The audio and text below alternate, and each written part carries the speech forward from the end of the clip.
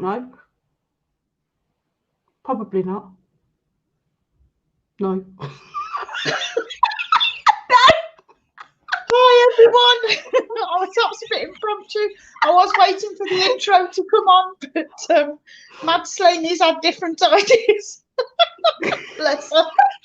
So welcome to night 5 of the Haunted Antiques Paranormal Research Centre's live virtual Parameet. So a big welcome to everybody.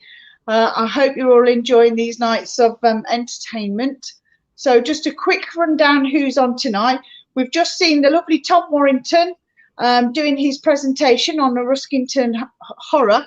So I hope you all managed to tune in for that.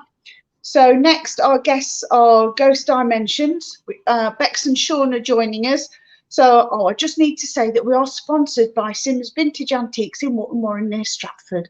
So I hope those guys are watching as well. So a big welcome to everybody, and let's get the show started. That threw me a bit not doing the intro. Sorry, I couldn't find it. So let's bring on Bex and Sean from Ghost Dimensions. Hey. Okay.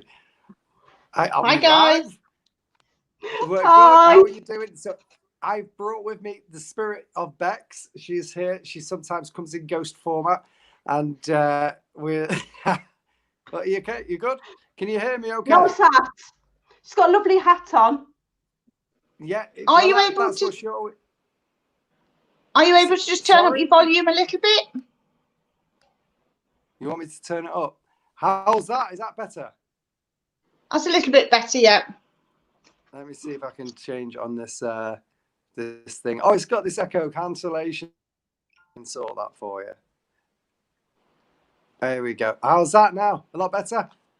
Yeah, it's better. Yeah, really good. Yeah. Yeah? Yeah, thanks, Sean.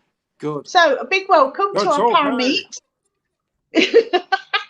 So for anybody who doesn't know you, would you like to introduce yourselves, introduce your team, and tell us a little bit about yourselves?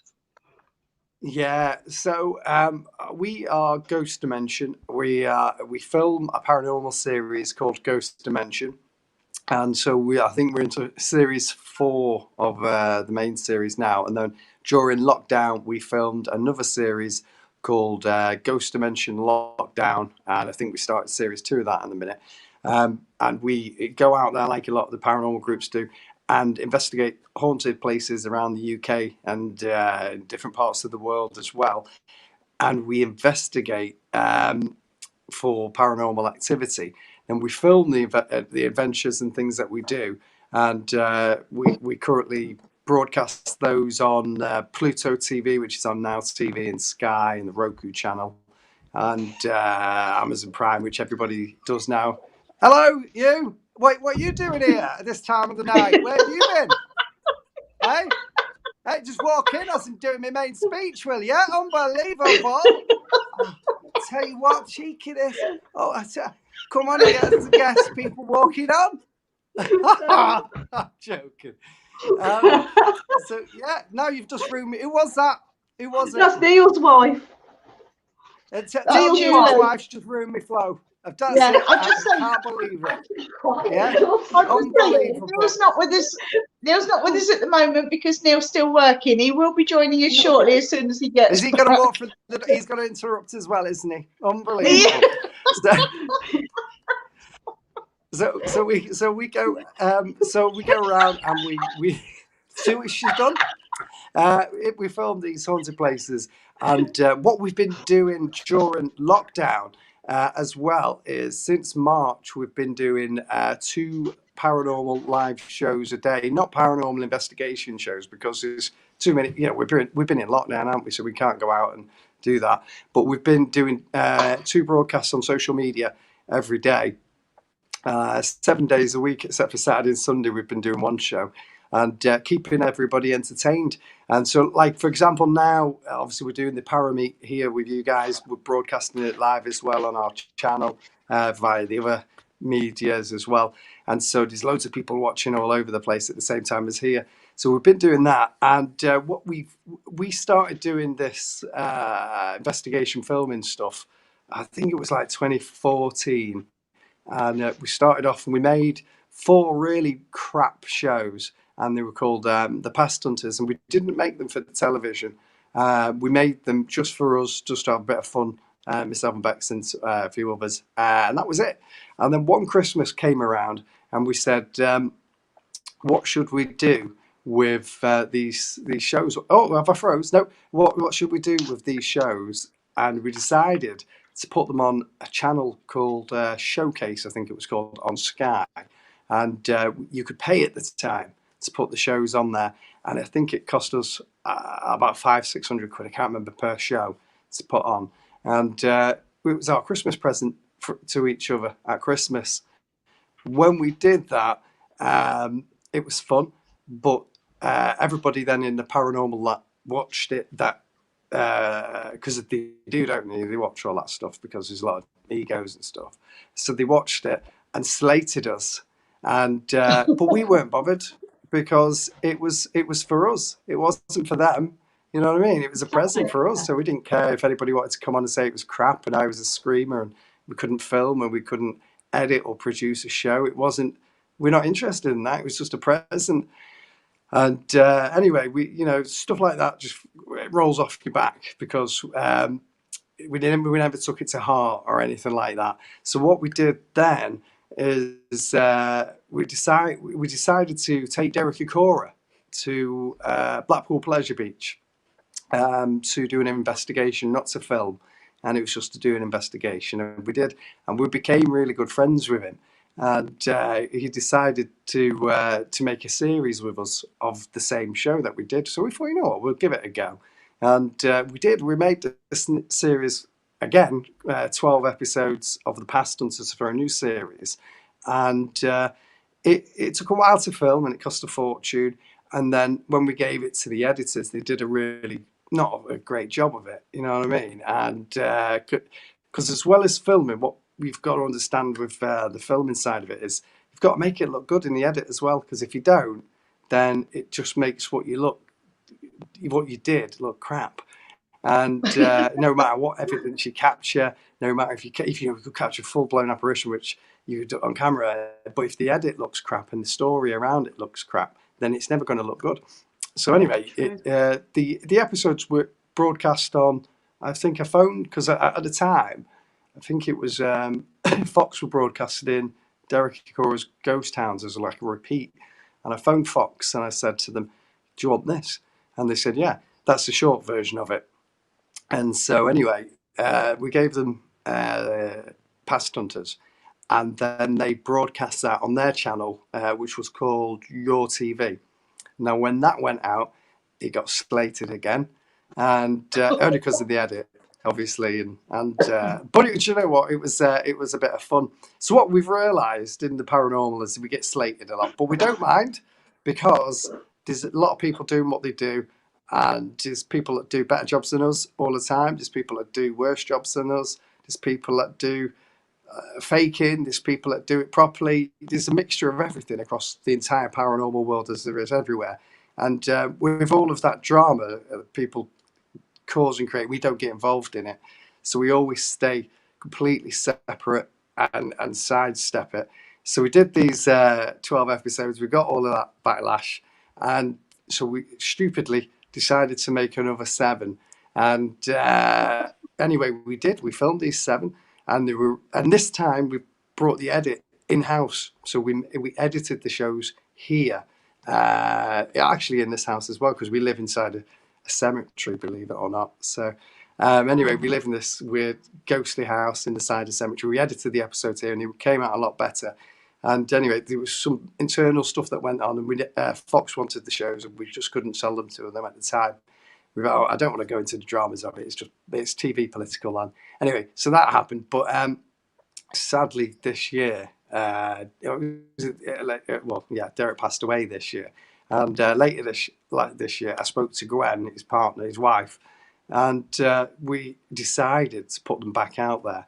And so we started broadcasting those episodes, first of all, on our YouTube channel here. and then we started to put them over on Pluto TV and Amazon and stuff like that, and so they're going all over the place in a minute.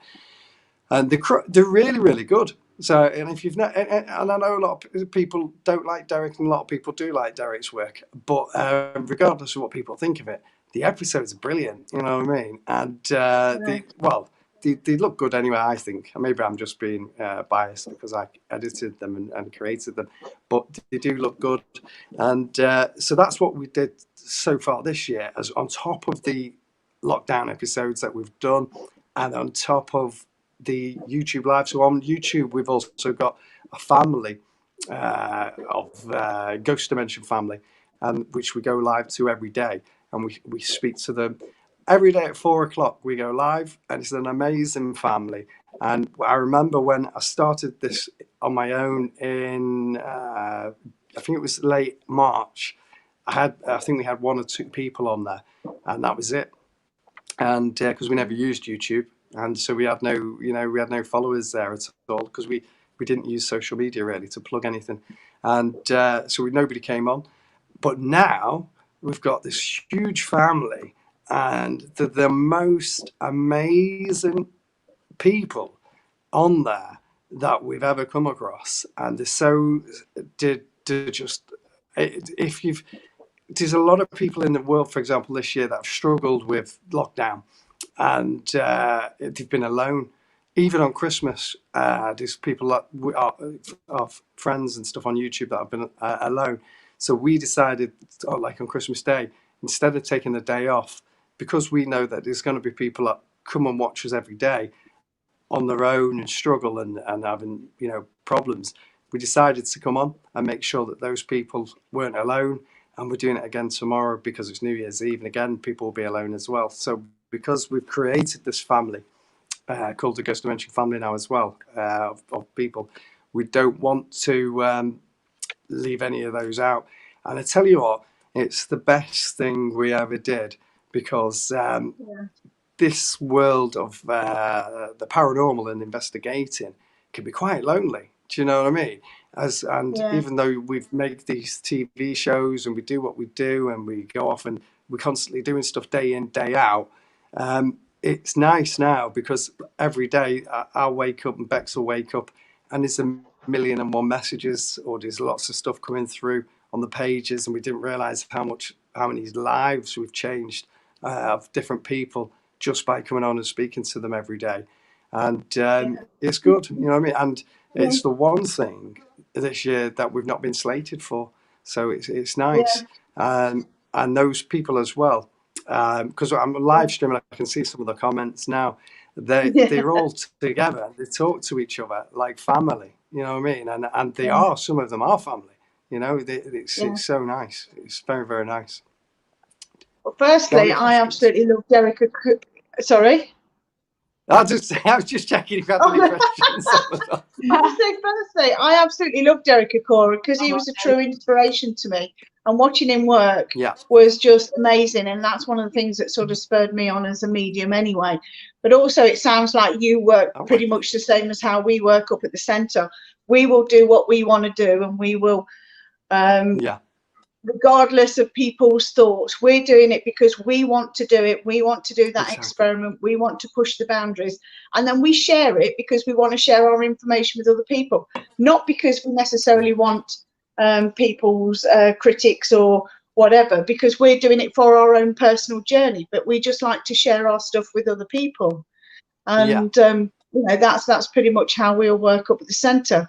So how many people, because it sounds like you're very, very busy and you've got all these things going on. So how many people do you have in your team, and how do you like to work? Do you like old school? Do you like the tech? Do you like both? Yeah, so in the actual show in Ghost Dimension, there's normally 4 people that do the investigation side of it. But due to the lockdown, with just me and Bex now, that's it. When we did Past Hunters, it was a bigger crew because there was more people and stuff like that. But with the restrictions that we've got now, it's just myself and Bex. But what we do like to do is mix, which we've always done, is tech with intuition side. So you'll go out and do the old school stuff, take some of the old gadgets. So in fact, we're always buying new stuff. So like the other day, we bought a portal off a guy. Have you heard of FCD ghost boxes or something? So there it is.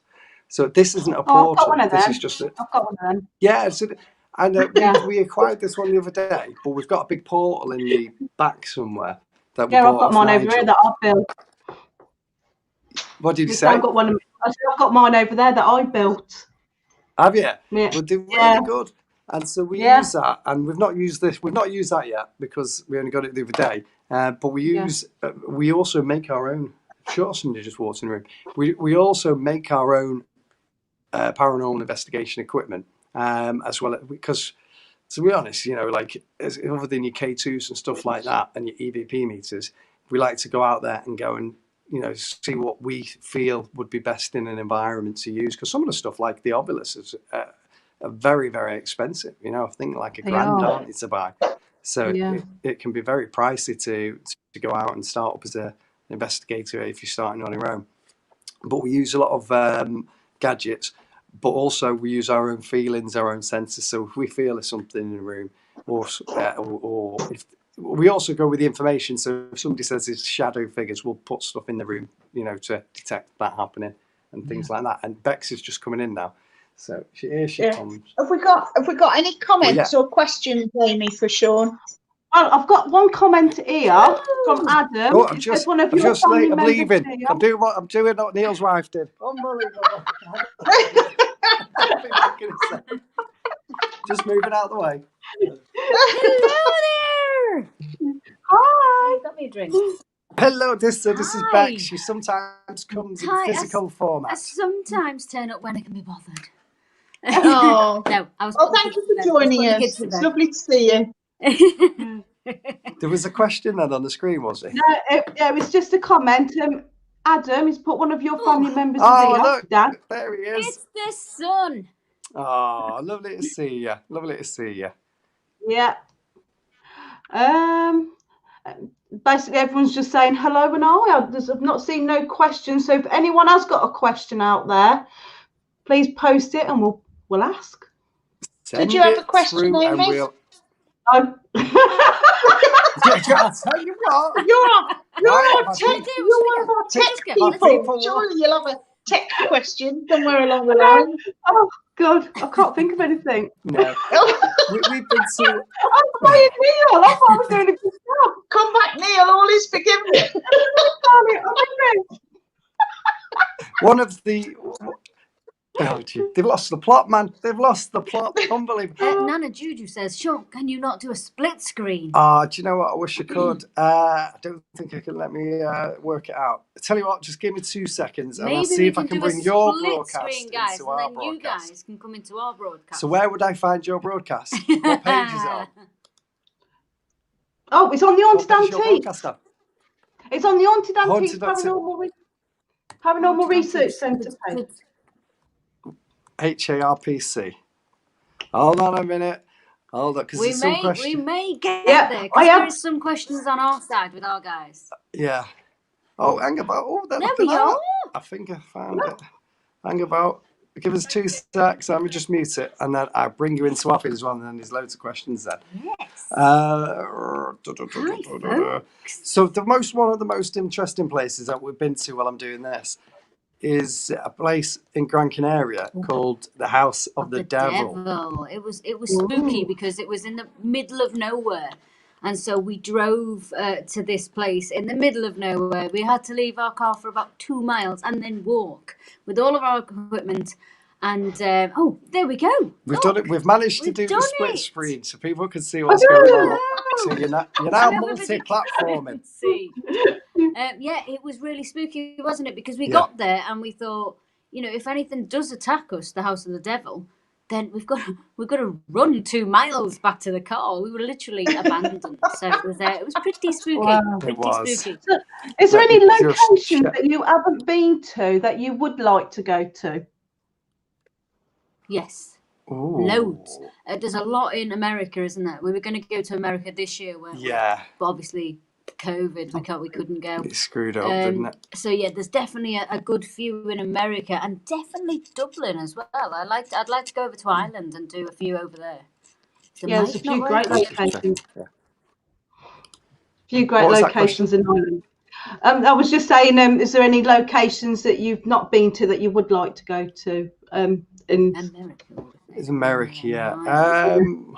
I mean, we've not been to yours, and what I've noticed at your place there is the door opens all the time. So I know. I don't know. See at the door. The ghostly are you in the place? Yeah, within the Are you in there? Yeah, we're there now. Well, can we have a look around then? Well, you could do, but I can't pick the computer up. Is it a computer? Yeah, Unbelievable. I'm in the office. And where are you? Are you in there as well? No, I'm at home. Well, I'm at home. Around your house then. If you're on a computer or your phone. This is about you, not me. Oh, it's all about you. You can show your phone. Have you not got any crystal balls I can have a look at? What have you got in your fridge? Come on, let's have a look. Have I got any what? Crystal balls. No. You got any milk in your fridge? Get told. Yes. She doesn't want to show you around the house. And She doesn't want to show you in the fridge I wanted either. to have a nosy. Well, you can't. Get told. It's just no. Unbelievable. So, but no, it's one I'll of show, the places. I'll show you my dog. Let's have a look at your dog. Oh my God. What's your dog called? Ray. She's a cocker spaniel. Ray. Oh, a lovely hello. dog, that. What a cute dog. Doesn't Almost looks like our little Peggy Poo. Does. We've got a toy poodle, and she looks just like that with curly hair. Well, she doesn't at the minute because Sean shaved her all off. I did, shaved it off. Like, give her a lockdown haircut. Yeah, she's ready for a fringe trim, isn't you? Eh? Aww. I think I am. That's it. That's as good as it gets. That's as good as it. What? Hey, that's your curtain. So let's have a look outside the back. Come on, let's have a look what's outside. I've been relegated to the dining room, so I'm. Have you? Aww. I like having a nosy. See what's there. What, are you drinking? Just before I answer your question, are you drinking tea or coffee there? Oh, me? I'm on the coffee. Yeah. I'm on the Unbelievable. I'm on the cinnamon latte. I'm on the lattes. It's on the vodka, look. Oh, that's what Beck sports I like today. them. I love them. Yeah. I absolutely. The water for me. I'm obsessed with them. Sean's I on the like vodka. Sean's drinking Yeah, I neat vodka. noticed that. Unbelievable. Oh, spooky chick. So yeah, no. So one of the obviously we'll come to your place at some point. Do you know what? There's loads of spooky places that keep appearing all the time, isn't there? Yeah. Throughout the UK. One of the we've been this year. We went to a castle called, I don't know if you've ever been, Elo Castle. Yeah. Elo Castle in Wales. Yeah, it was really nice. It's outdoors because it's a ruins. Yeah. But it's a very energized place. I think because not many people have been there. Not many people have actually done a big invest like we did. It's untouched. So when you go in and you're investigating and everything, there's loads that come out, isn't there? You know, these spirits. It's not a secret location no more. Half the world knows about it now. Everyone's going to Wales. That's it. Don't you think that's one of the most Don't you think that's one of the most fantastic things about the UK, because we've got so much sort of rich heritage, as in castles, Romans, medieval times, you know, all the way through the ages, even up to present day. We've got such a fantastic, rich environment to do all this stuff in. And you know, I don't know if there's any other country out there that has such a mixed diversity of paranormal locations that you can go to. Yeah, you're right. I agree. You're right. I agree. Now, one of the, hey? I was just about to say, I've got a question for you, right? Oh. Yeah, I just thought of it. Ping, like. Is there a location that you've been to that you will never go to again?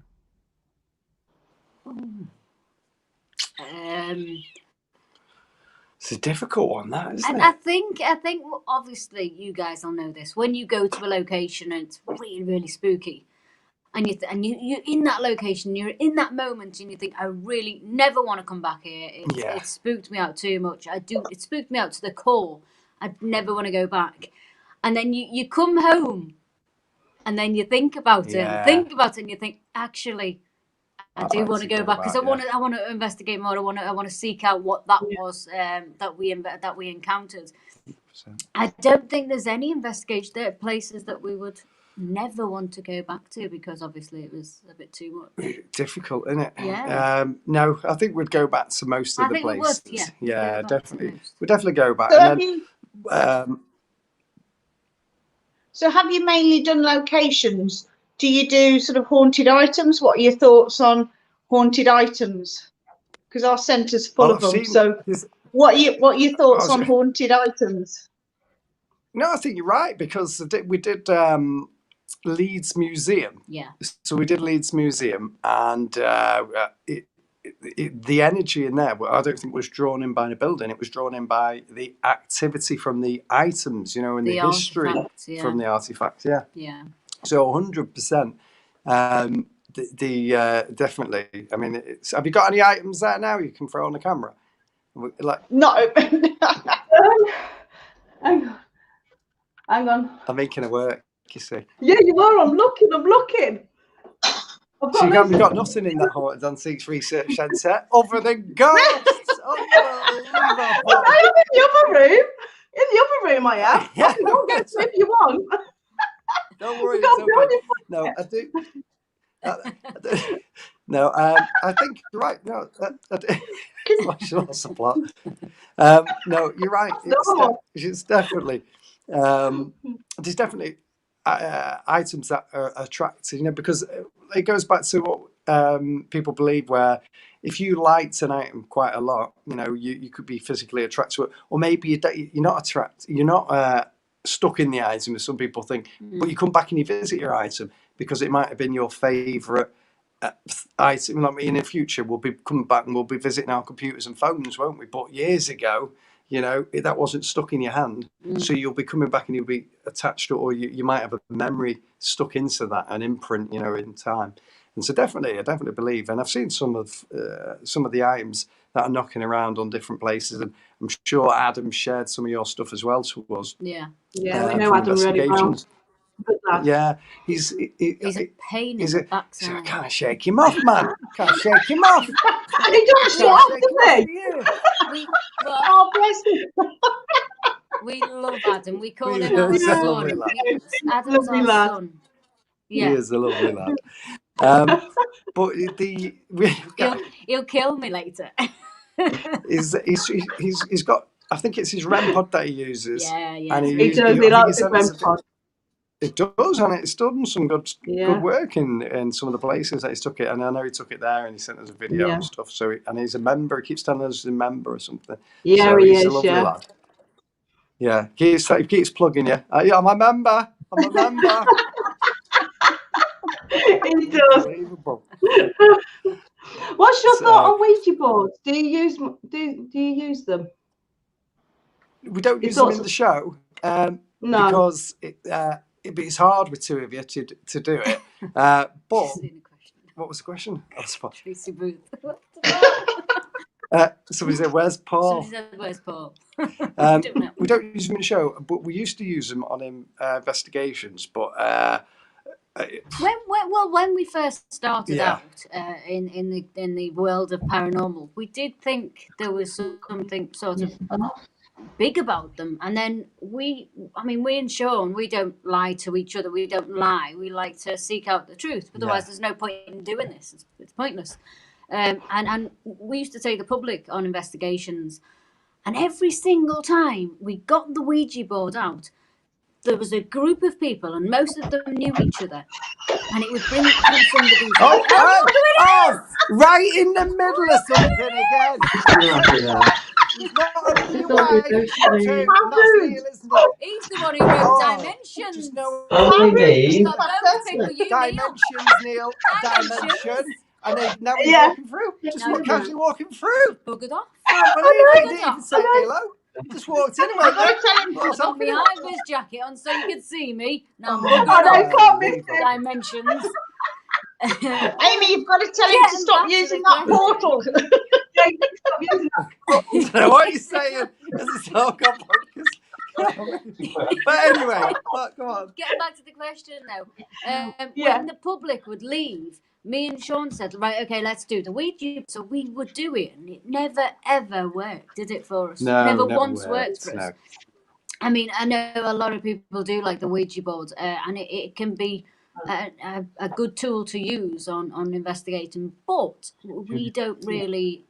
I don't know. We just don't really do it anymore because it never worked for us. So. No, definitely not. Who's Hannah? Hannah. Hannah's a doll. I'm feeling somebody. Hannah. Yeah, Hannah is a doll. Hannah I'm only joking. I'm is a just reading doll. the comments on the screen. Yeah. Unbelievable. Yeah, Neil hates Anna. I can't He doesn't see. like I've Hannah not at got my all. glasses on. Hi guys. Right, who are you looking for? You were looking at that one. Cooper. Hi guys, thanks for letting Parallax. Ah. So they're cousins. Oh, Bless. I don't know them. Don't know what that was. No. Neil's going to go take his lovely wife home, and then he'll be straight back again. What is he going through that door, Ricky? Oh, hello. Yeah, he'll be back in 5 minutes. Took his off in 10 minutes. Can you believe that? Unbelievable. He doesn't like He's gone for a change now. Oh, He doesn't like dimensions. he's gone. So is that dimension? He's got to use. Told you.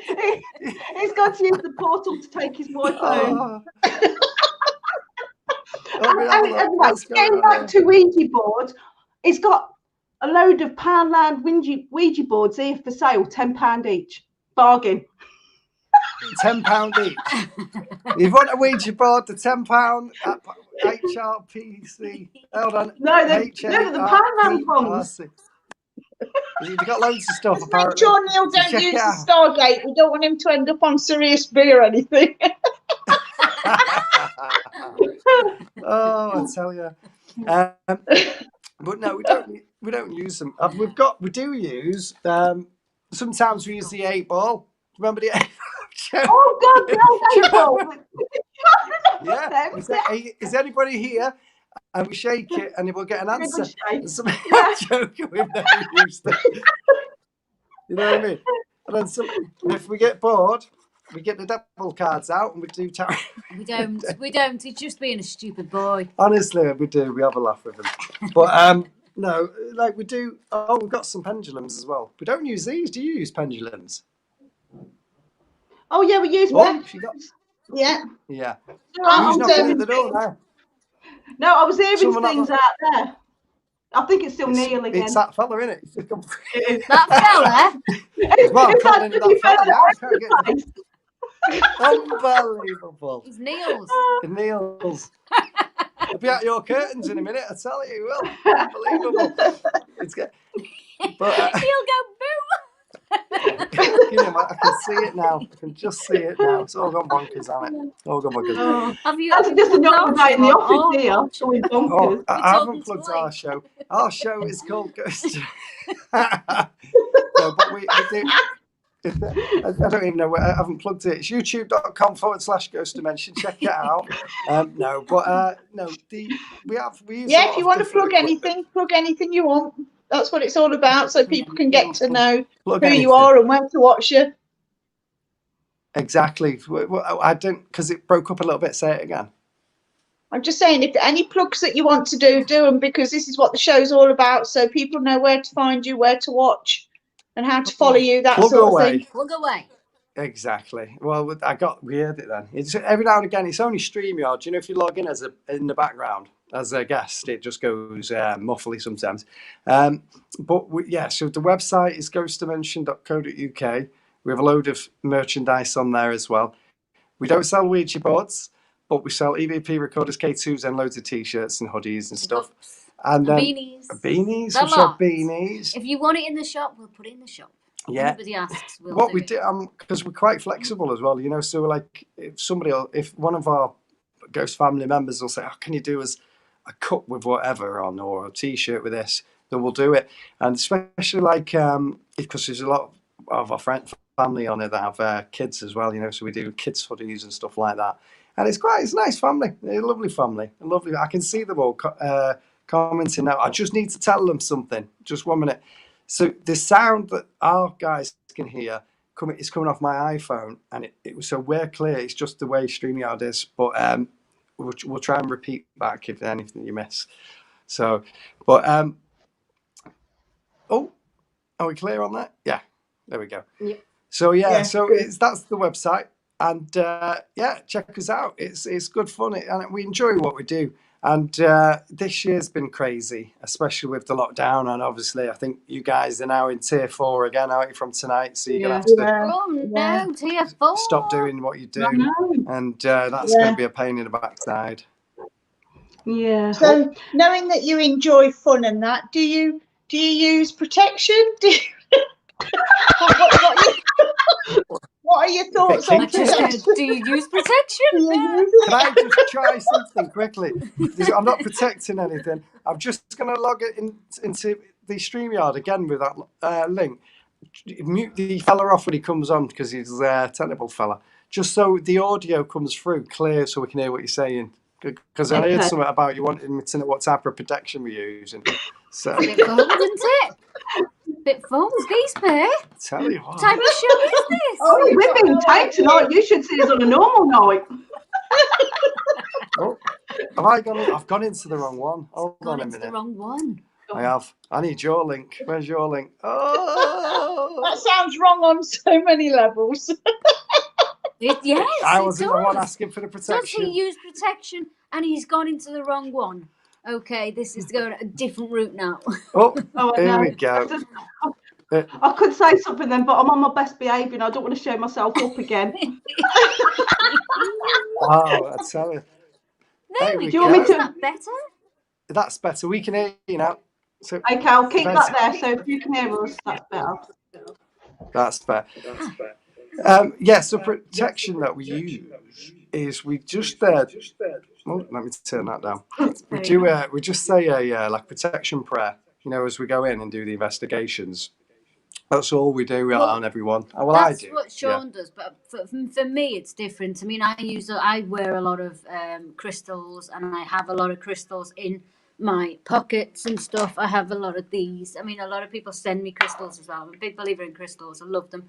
I also do a protection prayer around me, and then around Sean, and then around the kids, and I also do it around the house, and I ground myself to the floor, the roots of the tree goes through and all that.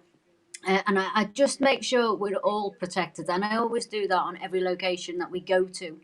And also, if it's really bad, I'll sort of stop recording and then say, right, we need to do another hold hands and prayer protection whilst we're in this building, just to sort of cement it a little bit more, because I'm a firm believer I don't want anything to follow me home. So following on from... Yeah. So following on from that, have you ever been in a place where you've come across something quite dark and you've perhaps thought, oh, I'm out my depth here? What's the worst sort of perhaps negative entity that you've come across? So recently we dealt with somebody that had a poltergeist in their house. Yeah. And it was, there can be many different reasons for people believing they've got a poltergeist in the house. And so we had to go in first and identify that it was a poltergeist, in the house. And anyway, we did. And when we encountered it, we did a lot of protection first to make sure, that we were safe. And then we had to try and coax this entity away to leave the people, because they're always drawn by energy and different types of energy. But it was probably we've been to 30 East Drive, and I don't know if it was poltergeist or there, but when we did this house, it was poltergeist, wasn't it? And so, when we played the audio back, we could hear weird demonic voices. It was a first. It was definitely a first for us. Horrible thing. Yeah, it was. But when we were there, you could feel it in the atmosphere. You could hear things. but it was when we played it back, you could hear even more. You know what I mean? And that was one of the weirdest ones. Anyway, we got rid of it and we put it in tier 5. But after we got rid of it, and it's gone. But these things can manifest in different ways in different places and stuff like that. So, not often you come across entities like that, but we did, and it was strange, wasn't it? Very strange. Really weird, really, really weird. But have you come across anything like that yourselves? Yeah, we've come across quite a bit up at the centre. Quite a few things come out. We've got, I don't know if you've seen it, there's a big arch mirror in the seance room, and wow. you know, lots of things come in and out of that with the dark nature.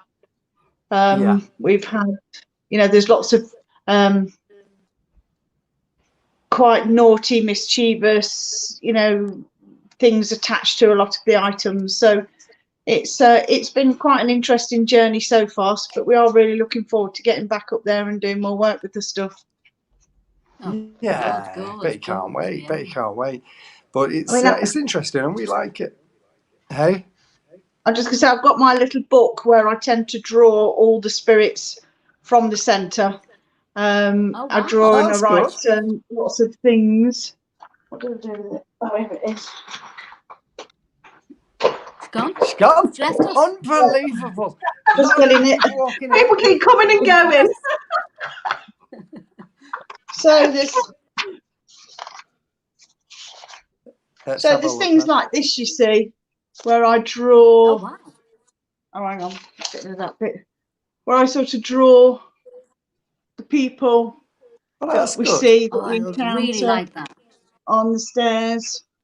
You know, there's lots, and all through this book. This book was really the first 2 years, so there's lots of drawings. So I do keep a record of all the people that we encounter, and I just try and keep a record of it. You see, like the chap here.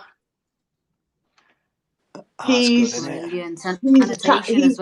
very nasty sort of piece of work, and we took him out of a house clearing, so he's now up at the centre, and you know,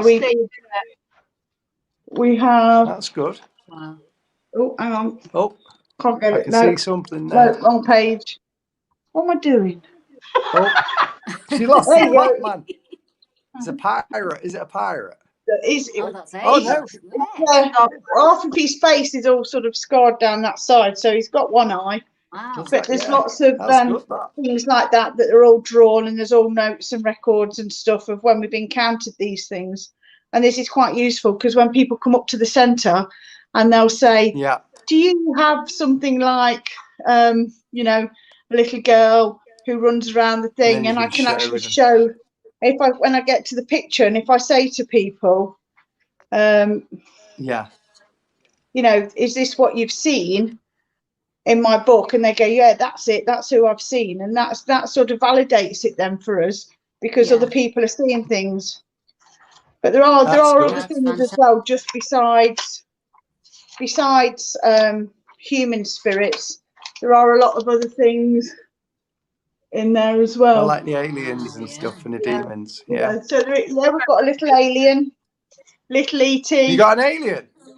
Yeah. Julie.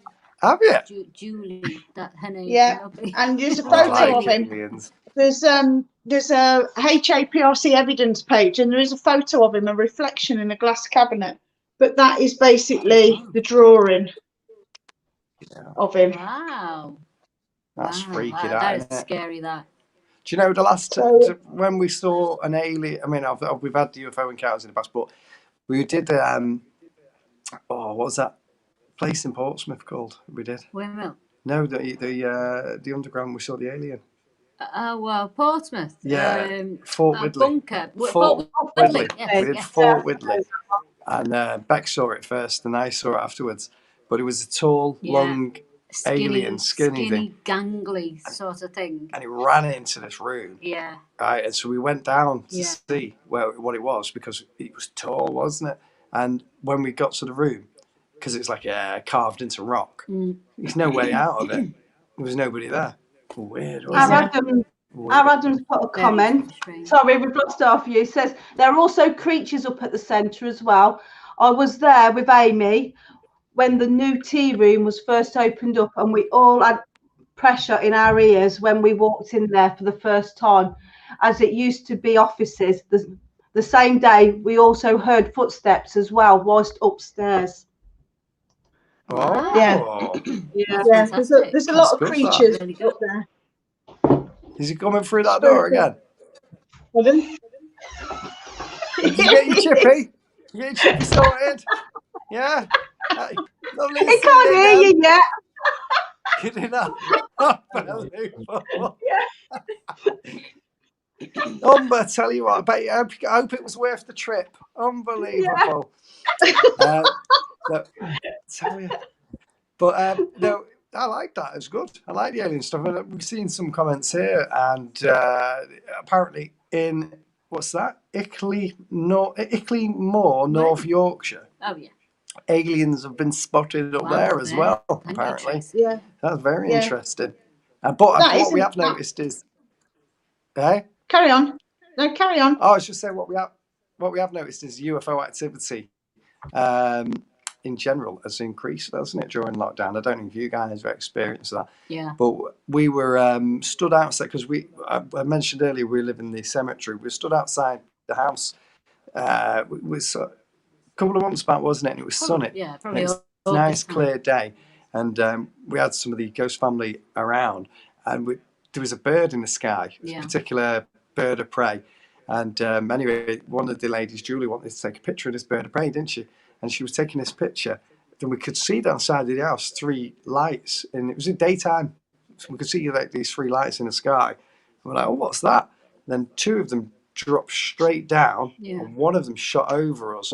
And luckily, it was that fast that we couldn't take a picture. But luckily, Julie, when she was taking her pictures of trying to catch the bird, she managed to capture the lights. And we were like, oh, brilliant, because we got the lights. Did you just swear? No, it was Amy. Did you just swear? No, I promise you, it wasn't me. It knows me already. But that, I did find it really interesting because that's not the only alien experience that we've had. We've got astral travelers. We've also had we were doing a seance in the sound room, but we didn't actually get any human sort of souls through. We got this massive collective sort of energy. There was about 12 beings all together wrapped up in this one sort of astral being. There was sort of 12. That's weird, it was amazing. Yeah, I mean, I have got the picture in my book because I did draw it, but I do think we're visited by a lot more than we realise, and there's a lot more different sort of beings out there just travelling around and popping in now and again to just see us and what we're doing. Absolutely. I definitely think they walk among us. Definitely. Yeah, definitely. I think it's small-minded as well, isn't it? If you don't think there's something else out there. Yeah. Especially even with the paranormal side of it, the spirits. A lot of people don't believe in that, and you say you've got to open your mind a bit more to believe in aliens and to believe in spirits. I do think they walk among us. Yeah, they do. They do. You know what I mean? I've a few been walking through that door tonight. In high-vis jackets. Did you see them? You're not wrong there. Have you got any plans for next year? Like, if it's safe to do so, or when it's safe to do so? Well, we're going to go to Spain on holiday. And I don't think that's what we're talking about. Yeah, I'll do for starters. Yeah. No, so what we're doing is there's loads of stuff that we're sorting out with a launch on a TV network. Nothing for the UK at the minute because like if you go to like Really Channel or all that, they don't want to speak to you unless it's one of their own production companies. You know what I mean? That's the truth of it. And so we don't. They have too much control anyway. They'll tell you what you can and can't do, and who you could talk to in that lot. And exactly. So yeah. You don't want that. Exactly. I know I wouldn't. So we're going to go and manage it again. So we're launching because we're trying to. I know we're launching on a smart TVs, aren't we? Yeah. At some point. Yeah. So we're dealing with that in a minute, and then we're filming second the second series of Ghost Dimension Lockdown, and tributing it to Boris Johnson and Hancock. You know what I mean? But no, we're going to be doing the second series, and we're going to be visiting some asylum places and stuff like that. And it's quite interesting going on as just the two of us. You know what I mean? But we'll get it done. But we're doing a second series, and then we'll still be doing the YouTube lives every day, speaking to the Ghost family, and doing them at 4 o'clock. But what we do in the day is we have a laugh at 4, and then normally on a Monday night, for example, we'll do a live show with one of the shows that we've done, we recorded. And then on a Tuesday, we have a sidekick on called Medicine Walker, all the way from... No, I was just trying to think where she was from, because I always make up where she's from. Sometimes she's from South Africa, sometimes she's from India, sometimes she's from China, but she's originally from... where is she from? Detroit, Michigan. That's where she's from originally. She was born in Detroit. Yeah, and sometimes she comes from Canada. But she was born there, and then so we have her on a Tuesday, and then on a Wednesday... we have a bit of a mix-up. This week, Wednesday's Q&A. With Q&A. So we let everybody else and the Ghost family ask us questions, we answer them. And then Thursday, it's ghost stories. So if you've got a ghost story, or if you had a paranormal experience, you can come back and you can get it in the comments and we can read them out. It's a little bit intimate between us and the family. We did go out investigating, but it got too cold, didn't it? With all this December coming in. And plus, when we went out to investigate on a Wednesday night, we had like a barrage of people coming to watch us, and we were like, "We can't do this. This is not safe at all." But then on Friday is one of my favourite shows of all time. At 8:30 on Friday, it is a paranormal captured clip show. So everybody on our YouTube channel can send in clips of paranormal things that have happened, EVPs or pictures. And we'll showcase them on the Friday night show, and I'll talk about it. So So we have a jam. I don't know how you got onto the rundown. I don't know. That's just what we're going to be doing. You next talk a year. lot, don't you? You don't let them answer any questions. You just talk. I've got a good question for you, right? I don't know if you know that me and Jane does a show once a month called Confessions of a Paranormal Investigator. Have you got any questions for us? Something funny that's happened. Was it at the end of the show? Yeah, what type of confessions? Anything and everything. We take anything. It could be bodily functions. It can be dogging. It could be anything. We've also had lockdown confessions. We've had Christmas confessions. It's absolutely bonkers. Do you think this is what she does on locations? We go jogging. Unbelievable. I thought this was all clean, but you know what I mean? It's all gone filthy, hasn't it? She's blushing. No, because we fart a lot on location when we're filming. No, that was with the past Hunter days. But we do, don't that we? Definitely was past Hunter days. The farting there was a lot of men. So you're investigating. Say that last bit again. Has anything ever happened that's been really funny? Whether you had an accident or done something, anything. I didn't grab that either, Amy. You're breaking up. You're talking in a bubble. Yeah. Come on. Have you got any funny stories that has happened to you during an investigation? Oh, when we've been investigating, funny stories. We'll let you take this. Yeah, anything. Oh, do you know what? Probably, but you can send them in later. You can send them in later anonymously if you want to. Send them all to Amy, and then we'll just tell everybody. No, but I know on one location where we be careful. No, it was when we went somewhere. I can't remember where it was. You know what I mean? I think it's more than the Lebanon. I know. I did a show with Paul, and I went to, I can't remember the name of the place, but it was misty, and it was was somewhere anyway. But as we went in, there was 2 horses chasing us and wouldn't leave us alone. So we had to keep running from the horses while trying to film. And that was probably, and we filmed it. And until we put it out there, people won't know how funny it was. You know what I mean? Because it was terrifying. You got these 2 things going, yeah! And it's misty, it's going foggy, it's dark. And you're like, what's that coming from? And it ended up chasing us around the car in a circle. So we're trying to get in the car, but you can't get to open the door fast enough because a horse was chasing us around the car. So that was one of the... when we go on location, Sean is very serious. He's a very serious boy. And especially when when I have to do the VTs to camera, and I'm standing there doing my pieces to camera, Sean's like, right, come on.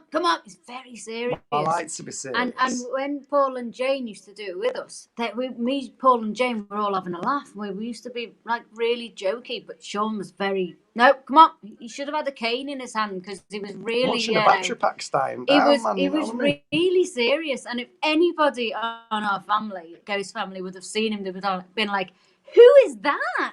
Because he's proper like, no, come on, we've got to get on. Somebody had to bring normality into it. So there's no funniness on the set anymore. He's just like, you can't smile with Sean. He's like, no, we don't smile at each other on the set. We just look at each other. It's just horrible on set. It's absolutely horrible. You're horrible. You're horrible, you.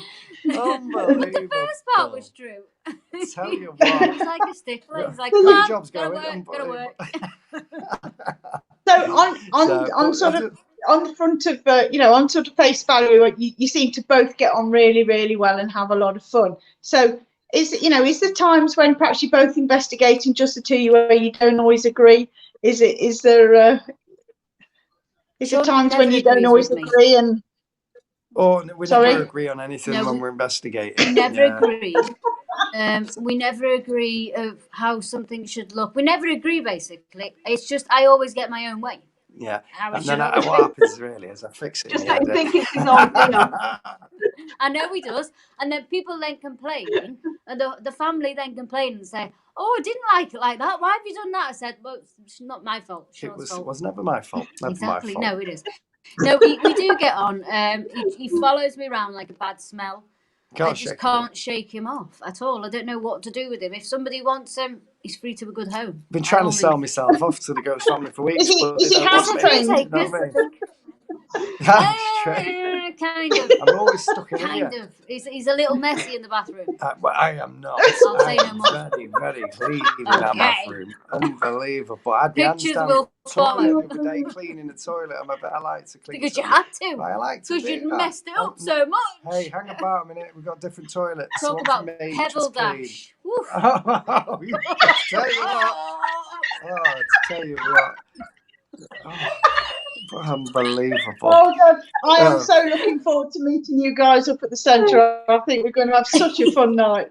It's going to be brilliant. We definitely will. So anyway, who've got on tonight at 9 o'clock? Yeah, who's coming on after us? I don't know. Neil's got the list there. I've got it. See? Sam, the next person that's coming on, Sam Pert's coming on at 9 o'clock to do some tarot readings. Nice. Oh. Nice. Yeah. Very nice, very nice. That'll be interesting. Did Neil spell their name right? I bet he did, didn't he? Bet he got that right. Unbelievable. Yeah. And then afterwards, from 10 to 11, we've got Paranormal Concept. So nice. That's Kerry Greenaway it's another full night. So do you know what? We've got some crystals. These are from Kerry. These crystals are from Kerry. And I get weird. This is my smiley face crystal. Yeah. Kerry Greenway. Well, it was. Yes. Yeah. Kerry These Greenway. are all mine from Kerry. Yeah, that's right. Yeah. Love Kerry. She's a lovely lady. Looking forward to speaking to a lady later. And then what we do after the live, we smudge. We smudge everything to make sure the air is calm. We don't. We do. You might need a big smudge stick. I will. Try to find something, but I can't find it. Stop fiddling. It's gone. We've got like 2 minutes left. Stop Have we fiddling. got 2 minutes left? Where's the time on? Not even that. It's 9 o'clock. Once more then, in the next 2 minutes, do you want to again just plug where people can find you and follow you and everything else? Definitely. So you can find us at youtube.com/Ghost Dimension. So that's Dimension, no S on the end. And or you can go to www.ghostdimension, no S on the end, .co.uk, or just search us on Facebook, Ghost Dimension with no S, and you'll come straight on. Because if you put an S on, you probably end up somewhere else. But if you can find us there. And if you do message us, we always message back. And we have a lot of fun. And if you want to come on to the YouTube and be part of the family, do that as well. And if you don't matter, stick on Facebook and enjoy everything that you do. And also, like Sean said, we do a live every single day from Monday to Sunday at 4 o'clock on our YouTube channel. We do shows at night time every single night at 8:30. So it's something for everyone. If you want a bit of a laugh, come to the 4 o'clock show. If you want a bit of a serious ghost, paranormal stuff, come to the 8:30 show. Or come to both. Oh, come to both. But we're there basically in the daytime to make people laugh, because that's what it's about. Lockdown's been awful, and we're just there in the afternoon to make people smile and make people laugh. And we've been doing it since March, and we will carry on doing it as long as lockdown's You there. certainly made people smile tonight. You certainly made. Sorry. Well, I just said we got one new follower. Then I just seen it pop up on the screen. Kieran. You certainly made people laugh tonight, and it's been fantastic to have, to have you on tonight. And I'm so grateful that you've given up your time and come to talk to us, because it's been brilliant. And this is what it's all about. I feel that we've met some new friends, and I'm so looking forward to meeting you up at the centre. It's going to be brilliant. So thank you so much, and just Happy New Year to you both. I hope it's a successful year for you as much as it can be. No, thank you so much. Have fun for the rest of the night. Have fun for the rest of the night and enjoy it. Definitely. Yeah, and thank you very much for joining us. And I can see Sam is in the green room. So as Neil says, in the nicest possible way, we're going to keep off. He's not coming on. We're coming on for another hour yet. Hey, Sam, put your cards away. Stay in the green room. Look who it is. Oh, look. It's Neil. Lovely to see you. As we're going, unbelievable. Hey, what time to go? The high business now. Sam's coming on. I'm gonna go and sit down and watch. Don't worry, what's those dimensions? Can't even do it right, man. I don't know what's he bringing on here now. That's his real. That he took his mask off. Hey, unbelievable. Listen, we'll let Sam come on, otherwise he won't be able to do many readings. But thank you for having us. Yes, thank you very much. Happy New Year to you all. We can't wait to meet you guys either. Right, in the nicest possible way. Bye. Bye. Oh, that was brilliant. They're such lovely people. Oh, great. Kick from studio. Kick guest. So, right. I'll let Neil come on. Oh, static shot. I've got an electric shot from the headphones. A bit of a live wire. Yeah. Hello. Hello, how's work? Long day. Long day. Been up since 6:30, but never mind. Oh well, it'll be worth it. Has it been going okay? Absolutely perfect. We've had no hiccups whatsoever. Oh, that fills me with dread. Okay, let's bring Sam on now then. Hello, Sam. Good evening. Hi, everyone. Hello again. So, what Sam is going to do for this hour? You're going to do some readings, aren't you? And some tarot and. Yes, and I've got my tarot cards here. Just here, cosmic tarot cards I use, and my oracle cards as well. So how do you want to work this? How do you want to work this then, Sam? If people comment, can you give them the reading? Do you want me to put their comment on the screen? All that would be useful for me is just to have the name of them, really. Whoever I'm giving a reading to, just the name to come up on screen, and then if people want to leave a comment after the reading, but obviously they don't have to. But then that means people can sort of just see how it was for them as well, you know. Okay then. So if anyone wants a tarot reading or whatever cards that Sam has. Usually the way I do it is I'm drawn to either tarot or oracle cards for the person. Okay. So just whoever wants a reading, really, I suppose. Okay, And so if you want a reading, just leave a comment in the chat and say reading please, and I do put you- legally have to say that all these readings are for entertainment purposes only, but I do them to bring healing and direction and help for people. But I do have to say that. Can you do one for Neil? Can you start off with Neil? I can, yeah. Yeah, if you like one, Neil. Until some comments and names come in. Yeah, that's a good idea, yeah. Yeah. So I'm drawing my tarot cards for you, Neil. And these are the cosmic tarot cards. Yeah. So, and all the readings I'm doing tonight are sort of mini readings, if you like. And I always say if people want a more in-depth reading or something more specific, then to get in touch with me. That's what I usually sort of, but these are basically the sort of general readings, if you like. So I'm your first one. You are. Oh, okay, so I'll just get you your card then. Okay. Just get you your card for you. Okay, then, so. Okay, so Neil, your card is this one. Wow, the High Priestess. All right.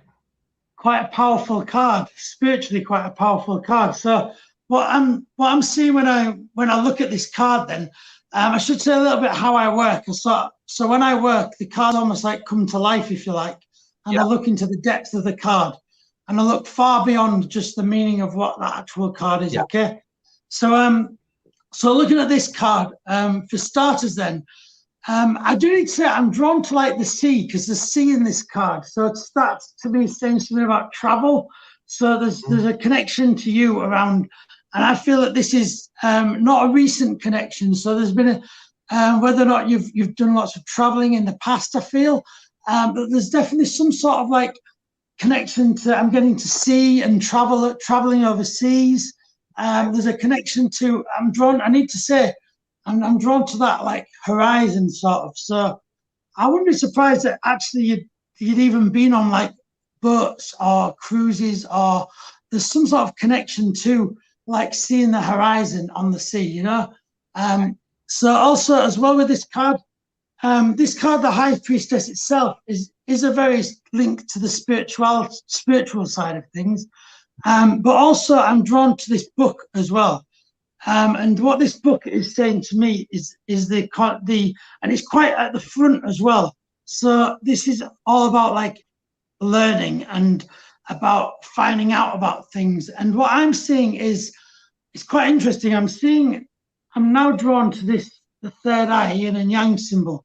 And I'm also seeing that being reflected in the book, so that I feel there's a sense of you wanting to find explanations for things, and some of the things that you've experienced you're wanting almost to find explanations for in these books that you're reading and in like experiences. I feel though as well, because I'm drawn to the hair of this lady, and the hair of this lady is sort of a bit ruffled and a bit it just feels like there's a movement. So I feel in the sense of this movement, I feel this is probably reflecting actually probably the COVID thing, how there's a sense around you of a little bit of movement, a little bit of unsureness, a little bit about not quite sure what's around you in that sense. So I think that unsureness is coming from you're just not quite sure where that hair's almost going to settle, if you know what I mean. At the moment, it's just moving, and you're not quite sure where it's going to settle. There's also a strong connection with the moon. So I do feel I wouldn't be surprised if you do, like we just had a full moon like last night. So I won't be surprised if you're always aware of those, and you're always like, and it might even well affect you with your sleep a little bit, but I'm definitely sensing that about you as well. Just overall as well, just finish off with this for your reading about, I'm just drawn to the skin of this lady, and I am just getting a sense of calmness with her. And so I do feel that is your kind of personality, a very calm, logical. You have a lot of confidence in yourself because you do give that eye contact, and you do got this gentle calmness towards people. I'm just picking that up from the eyes and the, you know, the skin, you know. So yeah, I'll just leave that with. I feel in terms of where things are going, I feel that in terms of where you're at is a good place. I know things around you are difficult and causing a bit of unrest, but you yourself are okay, and just keep on this path that you're on. I feel in that sense, you know. Okay, thank you. Brilliant, thank you. Okay then, so I'm going to turn the tables on Jane now. So there's a few people want reading, so I'm going to get Jane in first. If you give Jane a card. Oh yeah, I can give you. Would you like a card? No, we'll give you a card. You're going to take us out of the room then. No. Thank you. Okay, Jane, I'll get you a card as well. I'm drawn to my tarot cards for you too. So I'll just get you a card.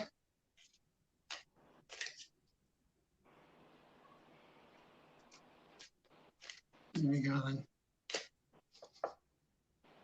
Okay, so Jane.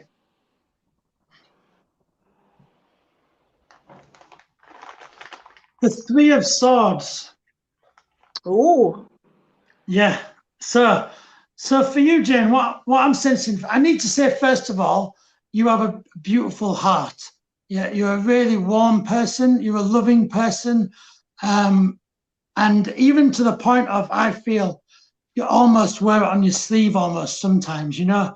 I just get this real warmth about you and a big heart. But I feel with this card, I do feel the sense of the swords do represent hurt in the tarot. So I feel there has been something that has gone deep. And I need to say that it does feel like it's recent because it's at the front of the card. So I feel that this isn't necessarily someone being nasty to you, don't forget. This is just something to do with people around you that has gone deep, and it's certainly gone deep into your heart almost, you know, like those swords, you know. Yeah. It does feel it might even be like connected to like family or something like that, because as I look at these three people, I'm just getting a closeness feel to these people that it's connected to. So I feel it's connected to someone that's close to you. I do feel the reason why this has come up is I think this has almost come up because I think you might, because I know I've said that I started the reading with how you are such a kind person, and I think there's been links to this situation. There's almost been a situation where you've wanted to respond in almost like not a positive way because it's a difficult way to deal with it, you know. But this is the reason why this card's come out tonight, to go, just don't worry, just almost press the pause button, give yourself some space, and then these people that it's connected to actually just need love, actually, just like you normally. But it's just hard to almost process that sometimes, if you know what I mean. It's quite a deep reading, but I think you know what I'll be talking about, you know. So obviously, because we are on a public platform, I won't go any more deeper than that, but I think that will help you with that, okay? Keep being the person that you are. I do see yourself as getting over this, because that's when I'm looking at, like, how will you get over this? Because in every card like this, there's always a solution, there's always a way out, and there's always things that can help you, okay? And I am seeing you as climbing this wall. It will feel like at the moment possibly like you are a bit climbing a wall, okay? Don't worry about that. You are going to get over it. Like, continue with it, and things will get lighter. Links to this situation, things will get lighter and things will get easier, you know. Yeah, lovely. Thank you very much. Okay. Yeah, thank I you. hope that helps you. Yeah. Okay, yeah, thank you. We'll go down in order, and this is Jacqueline Dixon. Okay, Jacqueline. So, thank you. So I'll give you a card then. So for you, Jacqueline, I'm drawn to my energy oracle cards for you, Jacqueline. Okay. I'll just get you a card.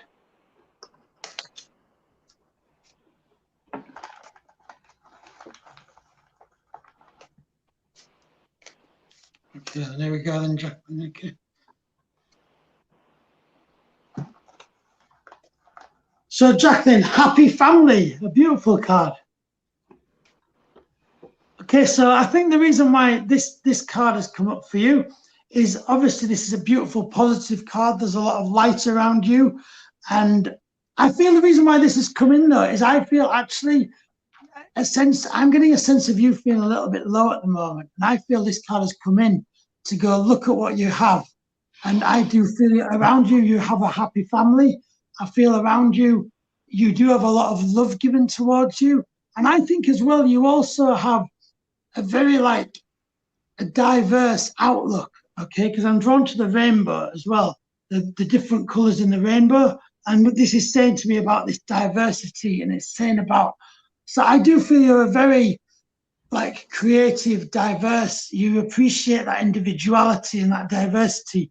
You do have family that really love you and care deeply for you. But I do feel that at the moment things are just tough at the moment. I think a lot of people are finding it tough at the moment as things move on and everything. And I think that it's a culmination of a lot of things, which is why you're feeling like that. But really, this card is to really encourage you to just go and talk to people. Just go and either, if your family aren't physically around you, then, speak to them, call them up, FaceTime them. And I think once you get talking to them, you'll realize that love is there, and it'll lift a bit of weight off you, I feel, and then you'll be feeling more positive, But yeah, I hope that helps you. Okay, Jacqueline, you take care. Okay, brilliant, thank you. And the next one, it comes up as Patrick, Patricia, Joel, Freeman, but her name is actually Sue. Sue, okay, thank you. Sorry. Okay, Sue, so for Sue, I'm drawn to my tarot cards. I should say, if people do want to ask any questions throughout this evening about tarot card reading or oracle card reading, people are welcome to ask a few questions too, so. Yeah. So it's Sue, isn't it? Yeah, that's Sue. Okay, Sue, let's get your card then.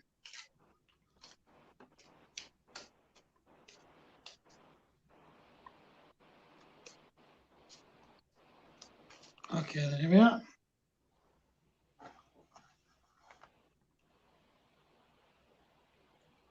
Okay. Sue, the Six of Cups. Okay, so what I'm feeling about this card is Cups is a beautiful suit to get. Cups represents love. And with these cups, obviously you can see these cups are around you, and obviously you have a man also kissing you on the cheek. So with this, what I feel this is referring to is that you have someone very close to you who really thinks dearly of you, who really cares for you. And I feel as well in this, actually, I feel a little bit drained at the moment. And the reason why I'm saying that is because can you see how the lady's almost not giving eye contact?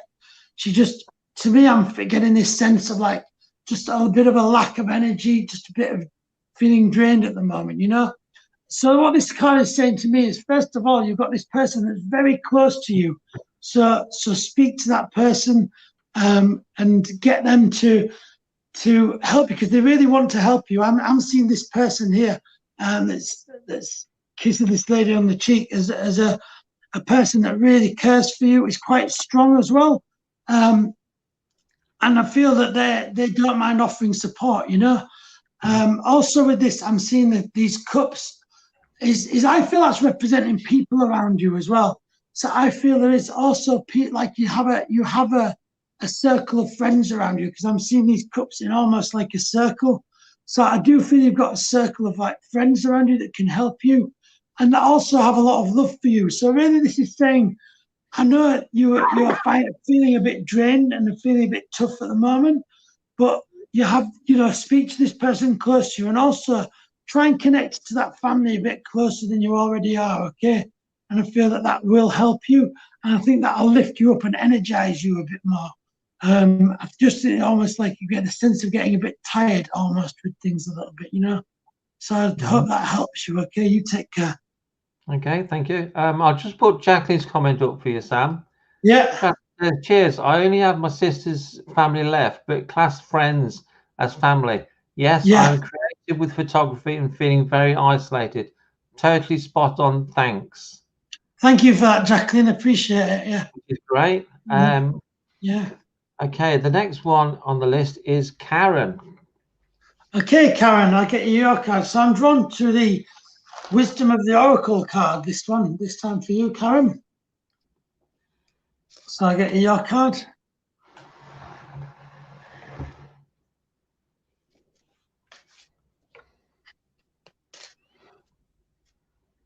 There we go then.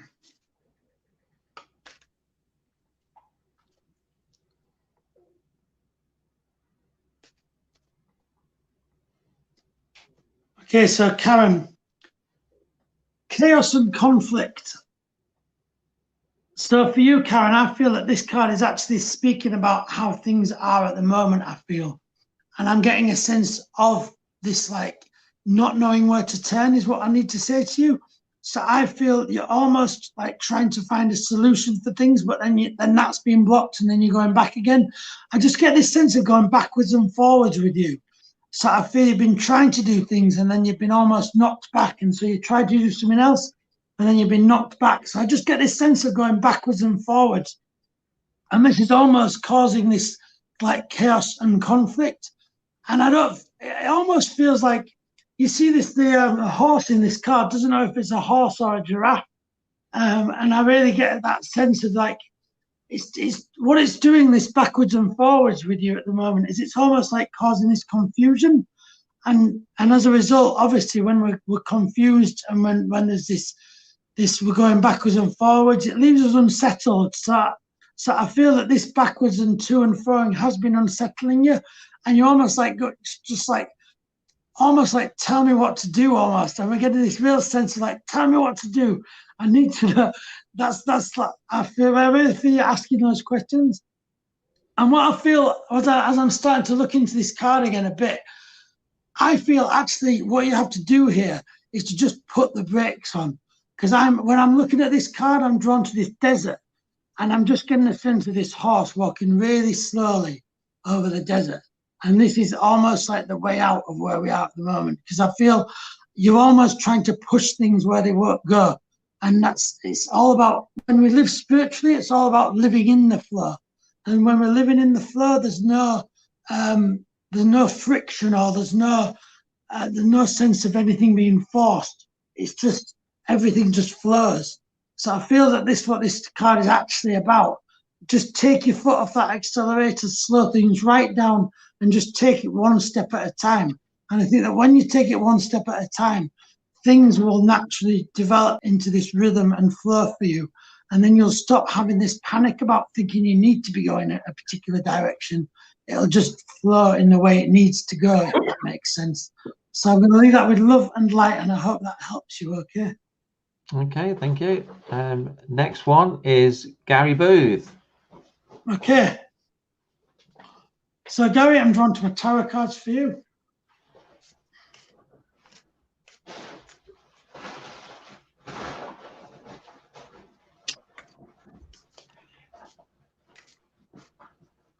Okay, and Gareth, here's your card then.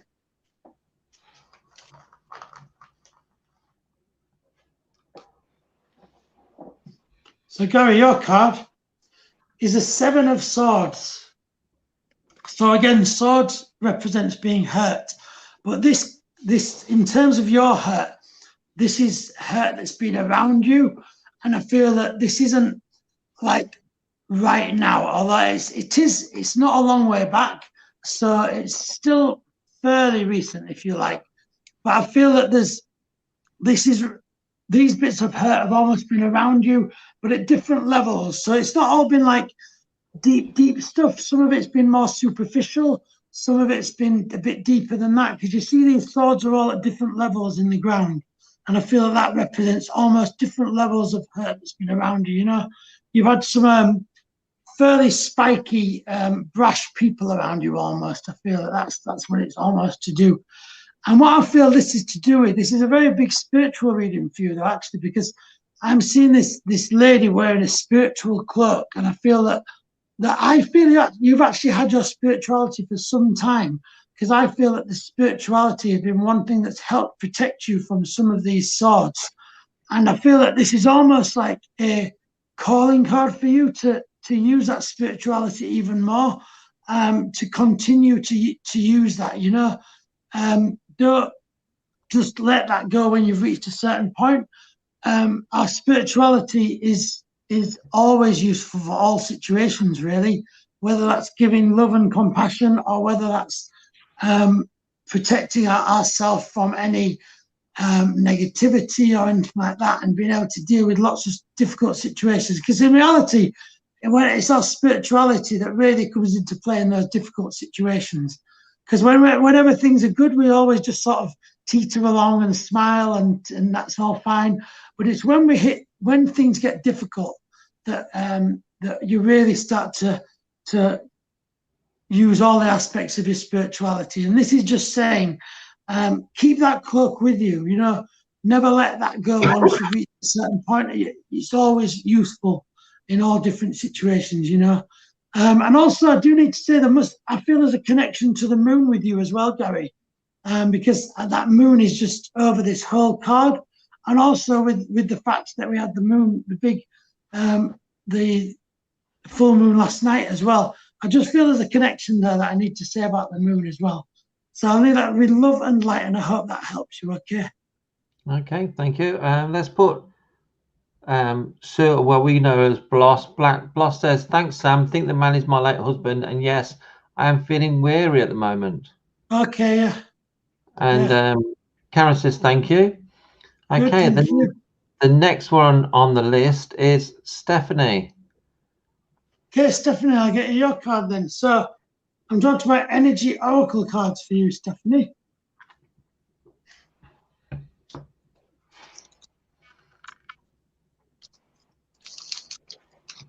Okay,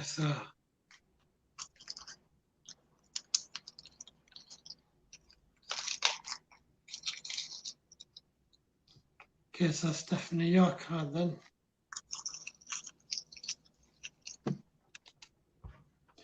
Cornucopia. Wow, what a card. A lovely light card this is. So I feel with this card, Stephanie, I'm seeing loads of like food on the table and everything like that. So I actually feel this is actually relating to Christmas a little bit. I feel that because I'm seeing this table, there's a big spread on the table, this is. So I feel that this is, the reason why this has come in is I feel I'm just seeing this table groaning full of food. And I feel like there's this sense of, see, I don't know whether I'll be honest with you, I don't know whether this is what you would have liked this Christmas and what you normally have and you didn't have it this Christmas. And I'm not sure whether that's why this has come in, but I'm just seeing how important this sense of gathering is to you. This is what it is. This is what the message is in this card. I feel for you, Stephanie, the importance of family and the importance of gathering together around a table groaning full of food is really important. And I feel that when you have everyone together, that lifts your soul and that lifts you. And I feel that this is maybe why it's come in, because I think you've been maybe feeling a little bit like things haven't been normal at all this year, and things have been difficult for many people in different ways.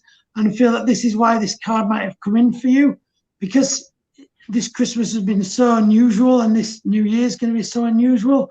This is sort of saying, hold on to those values. Don't let them go. It will happen again. Don't, just because it feels like it didn't happen this year for you like you'd have liked it to, doesn't mean it won't happen again.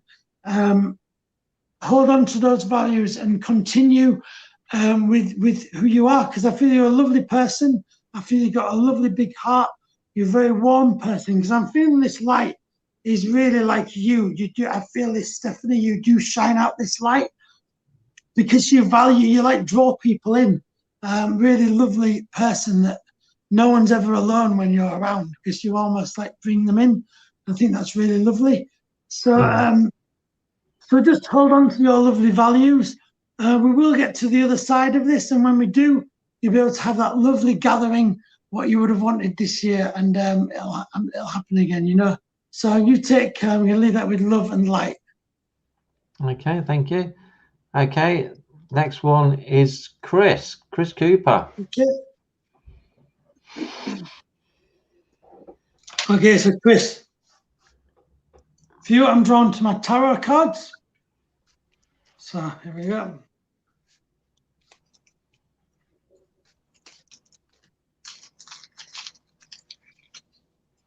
Okay then.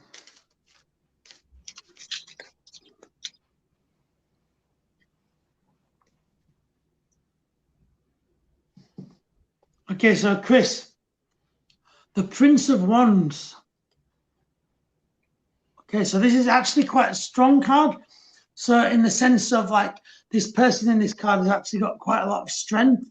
So I feel that what this is about actually is a sense of you are a physically like strong, like dominant person in that sense. But I feel actually, even though you appear so dominant and big, actually you're really soft inside. Actually, I feel so. There's like this juxtaposition going on. You're a lovely, you're very physically present, but I feel there's a sense of you having a really soft inside, you know.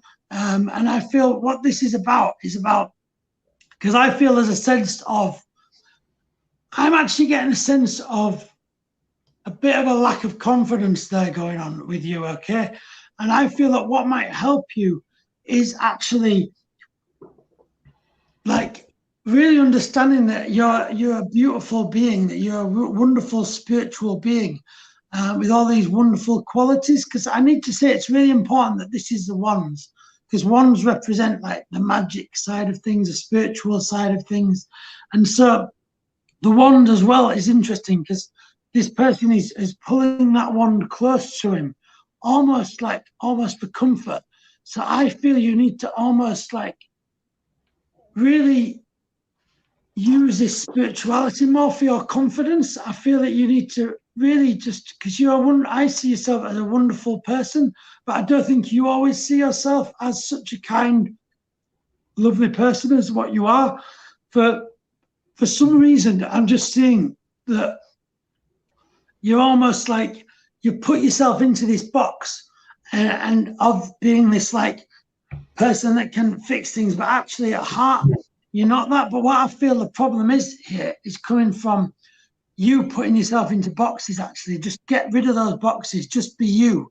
And I think this is almost the problem. You've almost tried to almost define yourself into this person, and then because of this lack of confidence, you're having trouble feeling that you're this person. But in reality, you are who you are.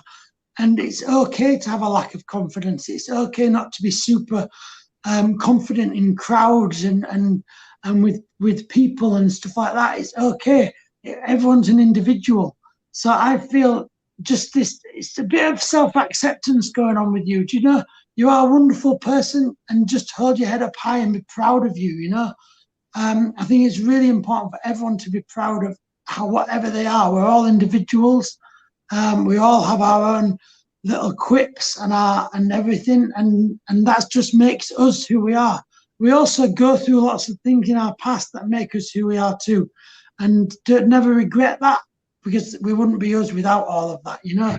So just really, this is a really big poke in the back saying have confidence in yourself, because you're wonderful, you're fantastic, you know. So don't let anyone ever say that you're not, and I really do hope that helps you, and have more confidence to get out there and just be you. That's what you have to be, just you, okay? I'll leave that with love and light, and I hope that helps. Okay, thank you. Okay, next one is our Lucy Clark. Okay, Lucy. Okay, so I get Lucy a card. Again, funny enough, I'm drawn to my tarot cards again for Lucy.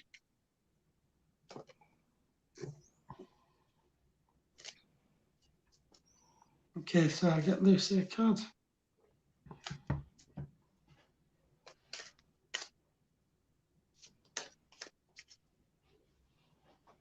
Okay, so Lucy.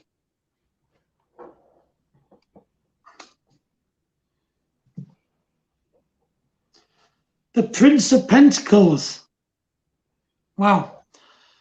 So the Pentacles is all to do with that spiritual side of things, more the wicker side of things, so that the elements we're looking at, because the Pentagon represents those elements, okay? So I feel in terms of this, and also this is really close to his heart as well. So your spirituality is really close to your heart, Lucy. And I feel as well, actually you've been practicing your spirituality for a lot of years as well. I feel that this isn't an overnight thing with you. I feel that it's been something really, it's been developing over the years. And I feel that I'm seeing this person as a very, I'm actually seeing this person as a very confident person, you know. Also the fact that his arms are crossed, there's a sense of relaxed about this person too. So there's there isn't that fear of silence. There isn't that fear of, you know, because sometimes when we talk, people are afraid to have silences. I don't feel Lucy is afraid of those sort of things. And I don't think Lucy's afraid either. Sometimes just stand back and just watch and not say anything sometimes, and then come in. And I think that's a really beautiful quality, actually. And you're a really wonderful person. I feel there's many layers to Lucy as well. The reason why I'm saying that is I'm drawn to the ripples in his coat. You see that? And that's appearing almost like layers that Lucy has. And I feel that Lucy, you have a lot of layers to you, a lot of depth to you. And I think there's even depths you need to even discover even more. We never stop learning in reality. We're never experts in reality because we're always learning more. We're always developing. And I feel that this is the case with you. And I think you know that anyway. I think as well, I think you also have, Lucy, you have this pride as well in who you are, because I'm drawn to this animal on the cliff top. Do you see that? Shouting out from the cliff tops that you're not afraid to stand on a cliff and go, this is who I am, you know, and I think that's really beautiful too. But you have got this lovely understated approach there. So even though I said you'd stand on a cliff, I feel you're more understated than that as such, but actually you are that confident actually, but you're more understated than that, which is really beautiful, because you don't tread on people's toes, you give them space, you don't, you've got a really good way with yourself. So I'm going to leave that with love and light. Continue on the journey you're going and really enjoy it, you know. There's lots more to be discovered and found out and investigated and experienced. So love and light. Okay, thank you. Lucy's actually my daughter. All right. Very, very confident. A lovely card. Yeah. She obviously gets the looks off her mom. Well, she can't. She's my stepdaughter, but she gets the looks off her mom. Yeah. Okay, Von says yes, please. Okay, Von. So for you, I'm drawn to my energy oracle cards.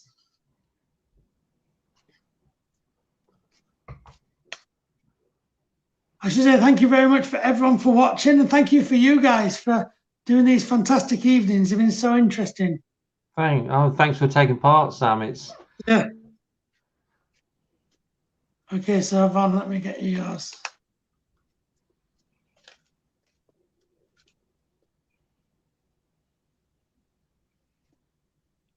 Okay, Von. Yin and Yang. So, Von, what this is all about, this is about balance, okay? So this is quite a card to get out at the moment, because I do feel at the moment that this is almost why it's coming out, because I feel that things at the moment are almost very imbalanced, because obviously we have a pandemic going around, and by the very nature of it, a pandemic isn't balanced because it's a sudden mass. So there's, in that sense, things there's a lot of energy flying about. There's a lot of things going on at the moment generally. There's a lot of anxiety, a lot of worry. But what I feel this is about, this is like a slow down card for you, because I almost feel, Von, I wouldn't be surprised if you've been getting a little bit wrapped up into all of the news and the media and the panic side of things. And I feel that almost what you need to do, Von, is just put the brakes on a bit and step back and just breathe almost, you know. Just give yourself some space. And by giving yourself some space and stepping back, that will help you to create more balance, you know. And it'll make you realize that at the end of the day, we can only do our very best, and we can only do what we can do, and to our best ability, you know. And so then we can't do any more than that. So there's no point worrying about things we can't do anything about. So we only should worry about things that we can do things about. So if you're doing your very best to live safely, then you can't do any more than that. So once you're doing that, try and let go of those anxieties, try and let go of those worries, and try and let go of maybe those fears that are just starting to tick in a bit, and you know, just let go of it a bit. And I think that will give you that yin and yang, that balance more. So yeah, I'm gonna leave that with love and light, and I hope that helps. Okay, brilliant. Thanks. Here's some more comments from your readings. Gary says, thanks, Sam. Makes a lot of sense. I had a feeling I was going to get sores. Weird, but thank you. Thank you, Gary. Yeah. And Lou says, thanks a lot, Sam. I can relate to stuff you've said. Your next one is Dave Biff. Okay, Dave. So back to the tarot cards for you, Dave.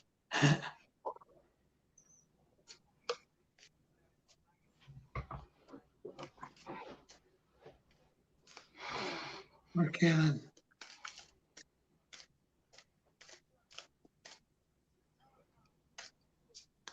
Is this your phone here that's plugged in? Mm. Okay, so Dave. George knows it. Here we go then, Dave. The Five of Pentacles. So Dave, this is quite a dark card, but don't worry about that, because this card also holds almost like an answer, a very clear answer for you actually, in terms of, so this card you'll see is quite a dark colour, and I feel the reason why that is that dark colour is you are feeling a bit down about things, a bit stressed, maybe a bit of anxiety I'm sensing as well. I'm just getting a sense of a bit of worry going on around you, okay? And that's completely normal at the moment. But what I sense as well is I'm drawn to this lady carrying a basket, and I feel that is to do with like responsibilities you're holding. So I feel there's more than just you're dealing with here. You're worried about like other people around you, and you're holding some responsibility on your shoulder, you know. And I think that's almost putting a lot more weight on you. But I feel that what you have to do here to sort of help you with this is to try and lift you out of that how you're feeling, to try to feel more positive.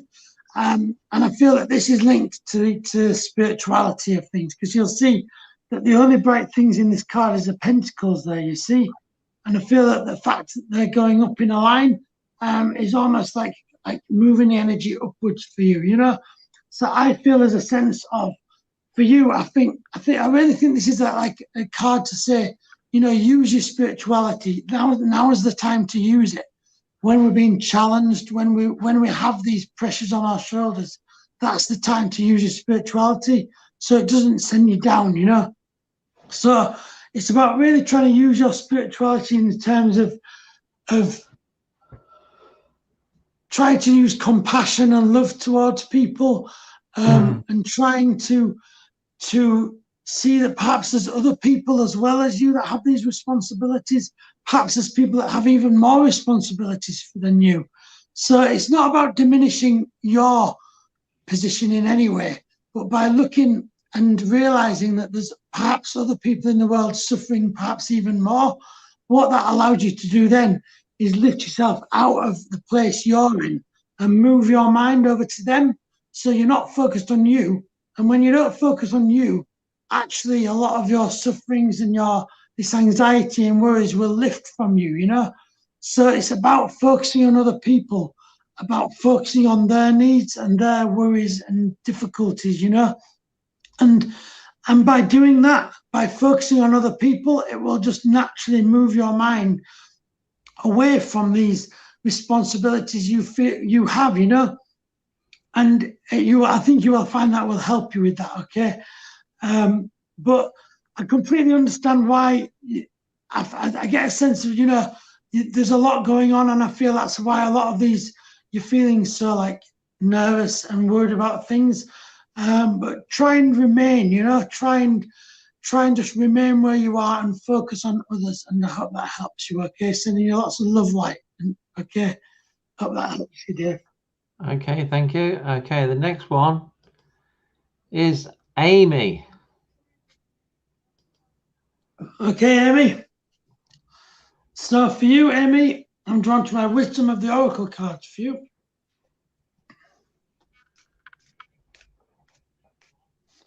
Okay, I'll just get it for you.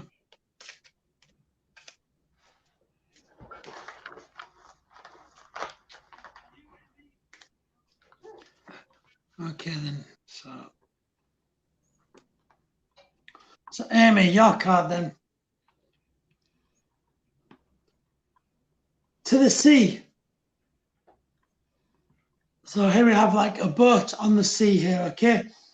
So for you, Amy, what I'm getting a sense of is I feel a sense of a bit of isolation going on, because you can see that boat there just on its own. So I feel there's a sense of isolation that you've been feeling at the moment, because you're not being able to see the usual people. You're being separated from people you normally maybe see. You're not able to go to places that you normally go to. I'm just getting this sense of like, this sense of being out at sea, about being isolated. But I need to say it as well, though. First of all, I feel what I feel for you. What I need to say is that we're never isolated. In actual fact, we are only ever physically isolated, if you know what I mean. But energetically, we are always connected by energy. Okay, so I feel that I think you might know what I'm talking about also when I'm talking about this, because I think you are almost aware of this energy around, and the fact that we are like energetic beings, if you like, in a physical body. And because we live actually on this energy plane, if you like, then we are also connected by this energy. And I'm seeing that as the sea, because if you imagine that the sea is like that energy, if you like, on a physical level, that the sea goes all the way around the earth, and it's just like the energy that also goes all the way around the earth, So there's a bit of a similar thing with that card too. I also feel though too, I need to say to you, I feel you've got spirits around you too, and I don't mean that in an awful scary sense. I feel you've got some loved ones of spirits around you, okay? And I'm needing to say it feels like something like either grandmother figure or something like that. There's some, because I'm drawn to this face looking down on this boat, and I do feel that you're almost aware of that. I think you know that this lady is around you, and you know that she's watching over you in a lovely positive way, almost like by your side as one of your spiritual guides, because our family do, my belief is that our family do become part of our spiritual guide team, because like they look after us in life, they then look after us in spirit, okay? So I do feel you have also got this lady looking after you, and I feel you've sensed this lady on occasion too, and yeah, you're not going crazy. It is her, and it's just really beautiful. There's nothing to be worried about. She's got just a lot of warmth and love for you. I'm just aware of this lady around you, okay? So also as well, I feel that I'm drawn to this arrow that's pointing forward, and for that, I just need to say a sense of like just take it day by day, and when you take it day by day, you will naturally move forward onto things, and yeah, I just need to leave that with I need to say one more thing, and that is about this lady, okay, too. I'm seeing this lady wearing it looks like some sort of summer dress, because it's got the bottom of the fabric has got very wavy, like it's a pleated sort of dress, but like a summer like material. And I'm also seeing sort of like a blue design on a white background or something. You might have a picture of this lady wearing this dress, but it looks like quite a summery dress. But I'm definitely sensing like flowing material, quite a long dress. So I'll leave that with you about this lady, okay? So I hope that helps you. I'm going to leave that with love and light. Okay, thank you. Okay, next one, Sam, is Richard. Okay, Richard. So I get your card for you.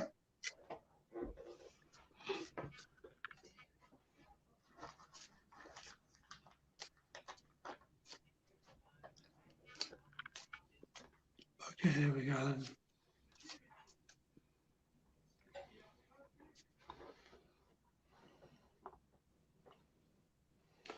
Wow, the Ace of Pentacles.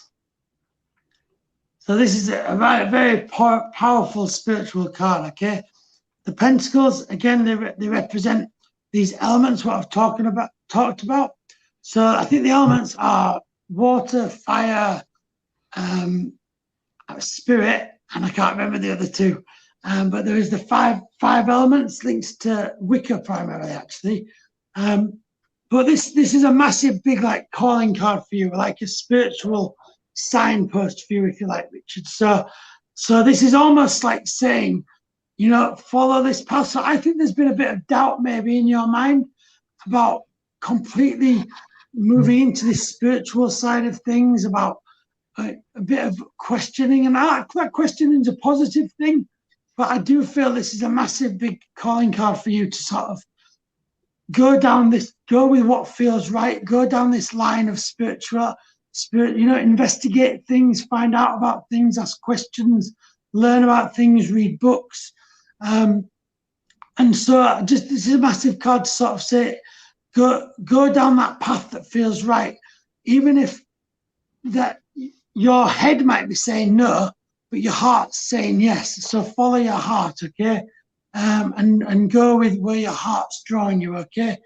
I'm also feeling too that I feel you have maybe what's brought you here, you have been through some kind of like, something has sort of happened to you in terms of like, just something that's made you a bit upset or disturbed or something. Because I'm just drawn to this stone at the front of that pentacle. So I feel there's some kind of, something that's like tripped you up or made, like maybe hurt you a little bit, that's made you question it a little bit.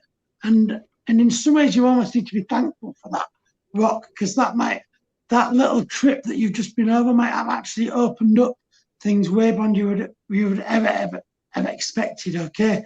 So go with what's feeling right. Go with how things are feeling in your heart, and just start to look into the cycles of things. You know, the cycles of nature, the moon, astrology. There's lots and lots of different things. You know, and also I am drawn to this lovely light shining out as well. So I sense too as well that maybe at the moment when you've been, I think as you go into this spirituality, like I just get a sense of like the world's going to light up even more. Colors are going to seem more vibrant. It's going to seem lighter for you, and yeah, I think it's a positive thing for you to do. So go with just what your heart tells you to. You know, I'll leave that with love and light. Okay, the next one, I think I know this lady quite well. Okay. Julie. Okay, Julie, I'll give you a card. I'm drawn to my energy oracle cards here.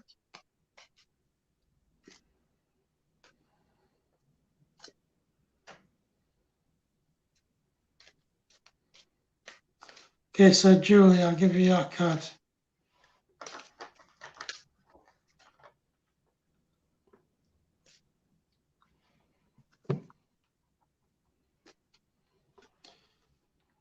Indecision. Okay, so for you, this is where I feel this is where you're at right now, really. You're not knowing whether to go backwards, to go forwards. It's kind of like, I think you're not the only one, to be honest, at the moment. I think there's a lot of people really not knowing what's happening here, where do we go? A sense of being torn in two directions as well. I'm getting a sense of with you, Julie.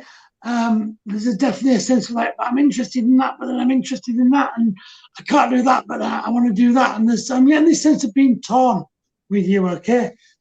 I feel that that it's okay to feel like that almost. Look into both of these things. Look into both sides of things, you know, because I sense, because you can see this lady that's almost stood where the trunk of the tree is. Well, that to me is saying that you're still on this journey. You know, I know we're always on a journey, but you're still at this point in the journey before things really open up. And the things, the point at which it opens up is the branches. You see how those branches sort of open up. So you're just at a point at the moment where you're just sort of finding that direction almost. So really what it's saying to me is don't push yourself into one direction too soon. I think what it's saying really is look into these things before you just go, well, I'm just going to do that.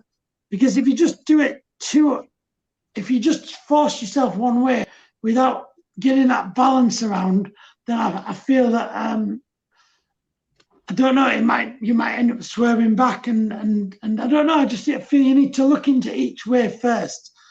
Just take that time, you know. You don't have to make a decision fast. That's what it's about. You don't have to make a decision fast about this. Take your time, contemplate it, meditate on it, and just take your time with things, you know. The right decision that you have to take will show itself in the end. And when it does, things will just blossom and flourish, you know. But it's okay to be at a point of not quite knowing. It's okay.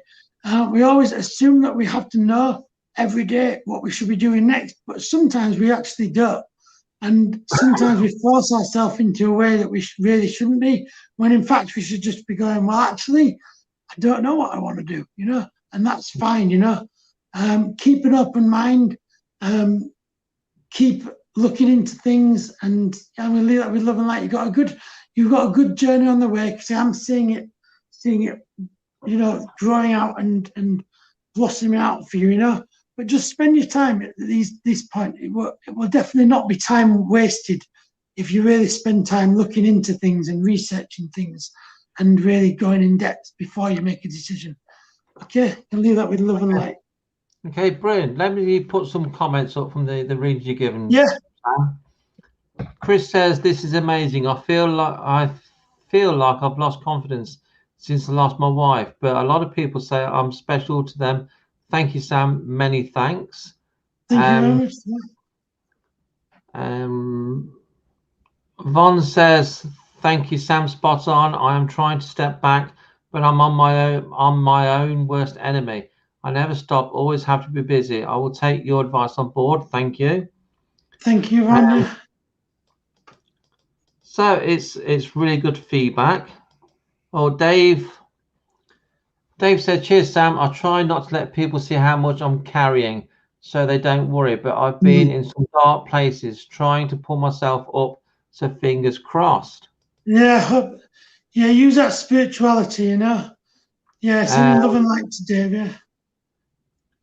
Amy says, thank you, Sam. And Richard says, thank you, Sam. That means a lot. Spot on. Oh, lovely. And Danielle says, hi, Sam. Oh, hi, Danielle. Yeah. So I know what Julie's going to say about hers, and I'll pass it on to you, Sam.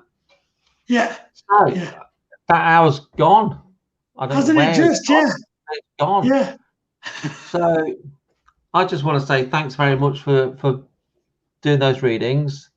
Thanks for being thanks for being a part of the Parameet. It's added something different to the week, hasn't it, Jane? Yeah, it has. You know, we try and make things different. You know, Paul and Andy turned the tables on us last night, and they interviewed us. So, so it's all good. So, in the nicest possible way, I'm going to kick you out. Before you do, can I just say one thing? Yeah, go on then. If people want to catch me up and find out where I am, do check out my Facebook page, and that's Sam Pert Psychic Medium. So do check out that on Facebook, and I do lots of live streams and different various things. Okay, so do check that out. Yeah, thank you very much. And I will share. Jane was going to say something. Yeah, I just want to say thanks for coming on, Sam. There's lots of lovely messages there that were passed on, and I always say, the messages always come just at the right time when people need it. So I think That's it's right. great that you've come on and done that for them. So yeah, Well, and Happy New Year to you. Yeah, Happy thank New you very much, guys. I really appreciate it. It's fantastic what you're doing over Christmas and Thank New you. Year. Thank So you. thank you very much, guys. Yeah. We Okay, will. thanks, Thank you Sam. everyone for watching. See See you you later, soon. everyone. Bye. Bye. Okay, let's kick him out. And now I can see. I can see I've got 3 weird people waiting in the green room. Meant in the nicest possible way, guys, of course. There's Richard. There's Paul. And there's Hello. Harry. Hello. Hi. All. Hello. How are Hello. all you 3? How are you guys? We're very well. Well, I am. Good evening. Oh, Rich as well. How are you, Paul? Your birthday boy the other day. Get And absolutely, how are you? yeah. No, it's fantastic. Really good Christmas. You know, nice, Good. nice That's and chilled. good. It's best to be chilled, isn't it? I like to be chilled. Well,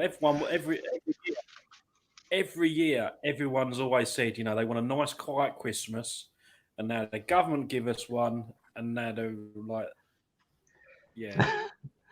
And then the moan. Yeah, and then everyone moans about it. Yeah. Yeah. But that's what part of being British is, isn't it? Yeah. You know, in 1914. But I enjoyed mine. Well, of course it is. Of course it is. Yeah, in 1914, the government sent them all to fight in the trenches. All they say to us, sit at home on your backside watching telly. And some people can't do it. Okay, let's bring Carrie in. Hi, Carrie. Hello. How are you doing? I'm very well, thank you. Good. Long time no see. It is, isn't it? Yeah. So what? So we are talking about. Do that. Sorry. I think Paul's breaking up a bit. We're talking about paranormal concept tonight, aren't we? And your book, I believe you got another book out. You 3 guys. And it just so happens. Just so happens I have a copy here. Yeah. So tell everybody what this book is all about. Okay, well, basically all year round we write blogs, don't we, for the Paranormal Concept Show, as well as doing the show on Paranormal UK Radio. And this is basically, we start afresh at the beginning of every year, but we don't want to lose the content. So although it's been out there all year, there is original content in the book as well that hasn't made it to the website. So we compile it into a book and then release it. So it's like a hard copy version of all the work that we've done for the year. Because we like to start fresh for the year. We delete it all off the internet, so you won't be able to find any of the blogs on the internet after tomorrow. It gets all deleted off, and then to see the work that we've done and the research that we've done, you have to go and you can get it in the book, which is a more longevity. It doesn't get lost in the ether of the internet. Then it's something you can refer to. So it's that's why we do it. Cool. Yeah, we've got another. Where can people buy the book? Put it out there, and it's Amazon. You can go onto Amazon, obviously, amazon.co.uk or .com, whatever one you use, Yeah. and it's the Paranormal Concept Show Extra. I'll show it again. There you go. Yeah, nice That's what book. it looks like. And you can get it on Kindle as well. You can get it on Kindle version. Nice thick book. Yeah, I think Richard was trying to get in there, and Paul was trying. Let's go to Richard. I think Paul's frozen. I've never seen it still. Yeah, probably. No, but as Kerry was saying, it's good. It's sort of like, well, frees up the web space, and obviously, but it's good to get it out there and get it in hard copy, and it is sort of out there, well, hopefully for posterity, you know. So it's sort of constant. And if we sort of need, well, we've got our own copies. Well, mine hasn't arrived yet. I'm still waiting for Paul to send mine. Oh, no. So there's a bit of a bone of contention there. But I'm sure I'll get it soon enough. But yes, and it is there. It is. I'm sorry, Jane. Sorry, I was just. I just wondered, is this the first book, or is there a set of books people can look at? How many books have you got that you've sort of released? The first book we did under Parasearch Radio, which was called The Book of Parasearch, which hasn't just got us three in it, it's got the other presenters that were part of Parasearch that wrote blogs in it as well. And that's still available on Amazon if you want a copy of that one. But as the Paranormal Concept Show, just the three of us, this is the one, just the one at the moment. Brilliant. So, of course, we used to be colleagues, didn't we?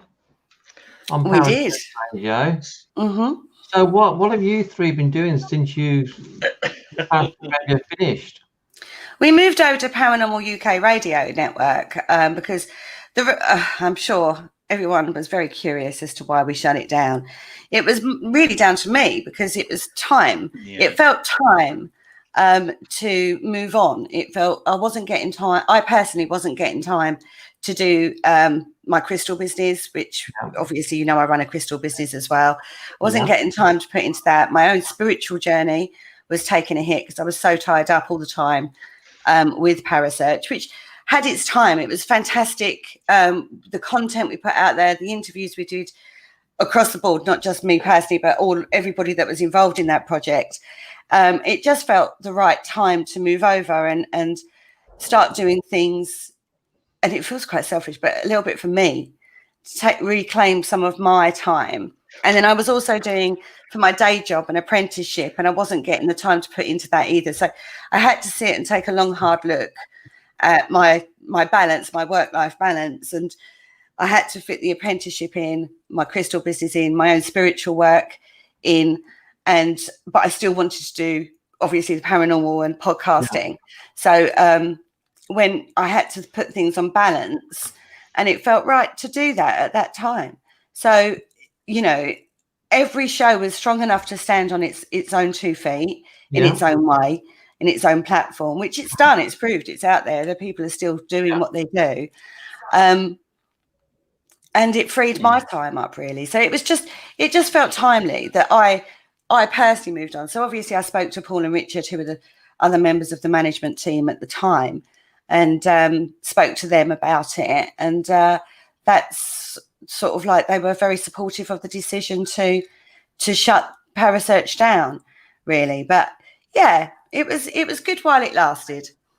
Yeah, and don't ever think you're being selfish, because it's your life. You know, we should all be selfish, shouldn't we? It's a balance, isn't it? It's getting a balance in. And as I say, it felt very Parasearch heavy at the time. And as I say, there were other areas of my life that were going or being put on hold for it. And it got to a point where I was like, particularly the way something's got to give. Yeah, something had to give. Yeah. Okay. Richard was saying something then. What are you saying, Richard? Yeah, because also Parasearch was live radio and principally, and that is a totally different beast to what we've actually gone over to now, which is podcasting. And again, you know, that does free up a lot of time. Even though I didn't broadcast myself on Parasearch, it was sort of, you know, I could see sort of like the workload that particularly Kerry was taking on. You know, someone had to manage the studio whilst every show was going out, and sort of it was sort of like Kerry that was the driving force behind that. And we sort of and when this opportunity come up, Kerry came to as you said, and me and Paul, and you know, and it was a no-brainer, really. I know that sounds sort of callous, but we sort of it well, personally didn't take me long to think about it. I thought it's run its course, let's do this. So yeah. Ooh, and that's when we decided to move across. Yeah, I think I saw movement in the corner there. Is it asleep? Can you hear us, Paul?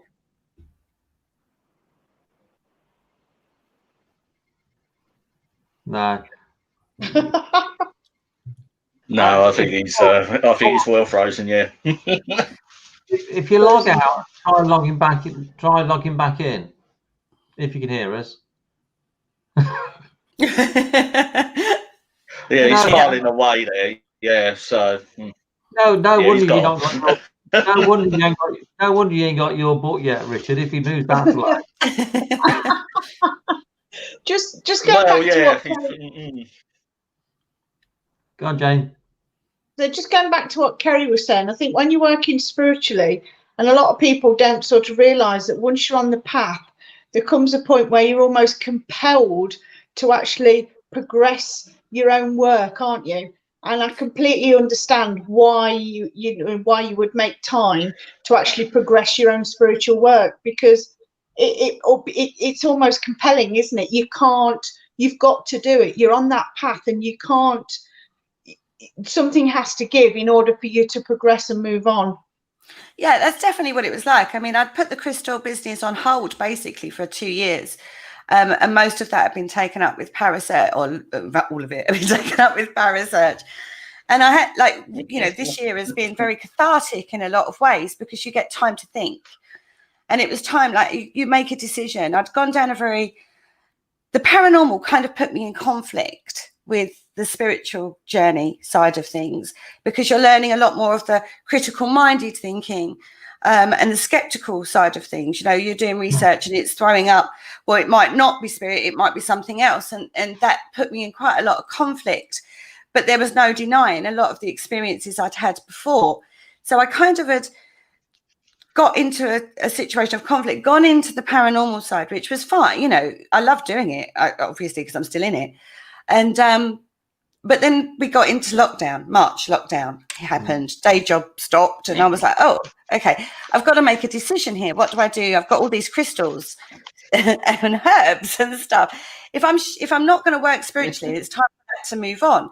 So I did a lot of going back. Actually, I stepped back in time when I stepped into the crystal room, and I was like, I did some meditating, and I had time to do that.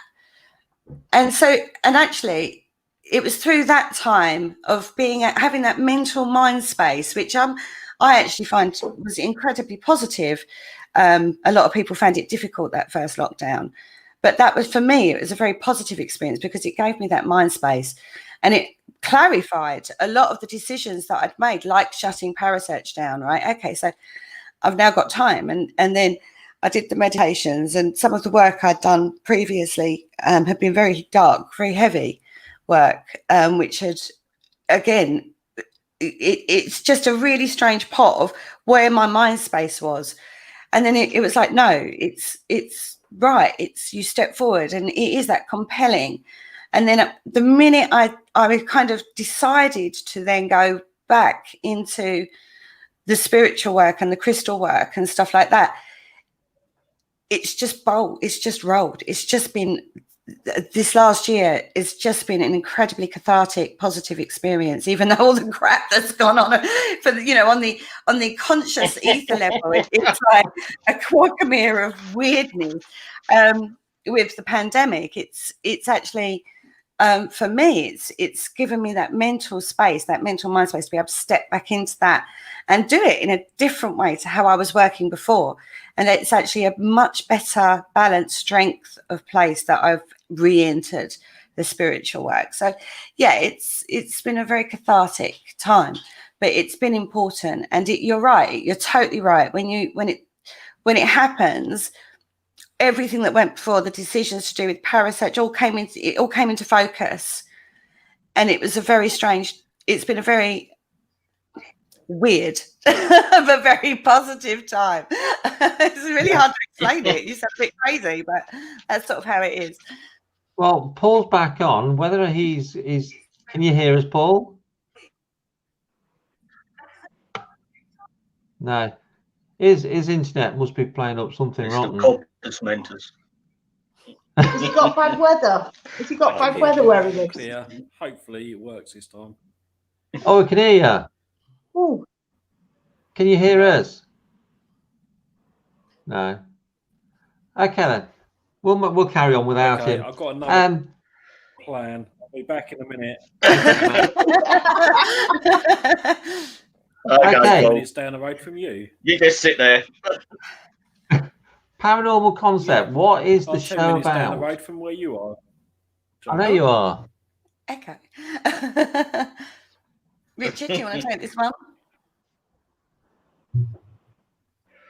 I'm sorry, I didn't hear that question. I was trying to listen to what Paul was saying? Paranormal concept, you said. Paranormal concept. I heard that bit. What is the show about? Oh, the show. Hang on. It's we like to think there's sort of like the answers actually in the title. It's the paranormal, and we bring concepts around sort of certain subjects within the paranormal. We tend to pick a subject. We do have guests on occasionally, but I think one of the strengths of the show is the three of us can actually do a show on a subject with just the three of us, sort of three talking heads, just going at it. And the usual sort of structure of a show is one of us will do the research. I mean, fortunately, like Kerry's got a lot of sort of previous research to go back on. Myself, I do some research, and then we bring the basics up. We don't do a lot of in-depth research if it's a sort of like a story around. I was trying to think. The last one I did was like the gunpowder plot, and it's sort of like a history-based thing, but that led to a lot of sort of concepts, especially when we got into the second part of sort of ghosts of the gunpowder plot, sort of hauntings and stuff. So what I like about it is it does give you more sort of scope. We can, I suppose, sort of.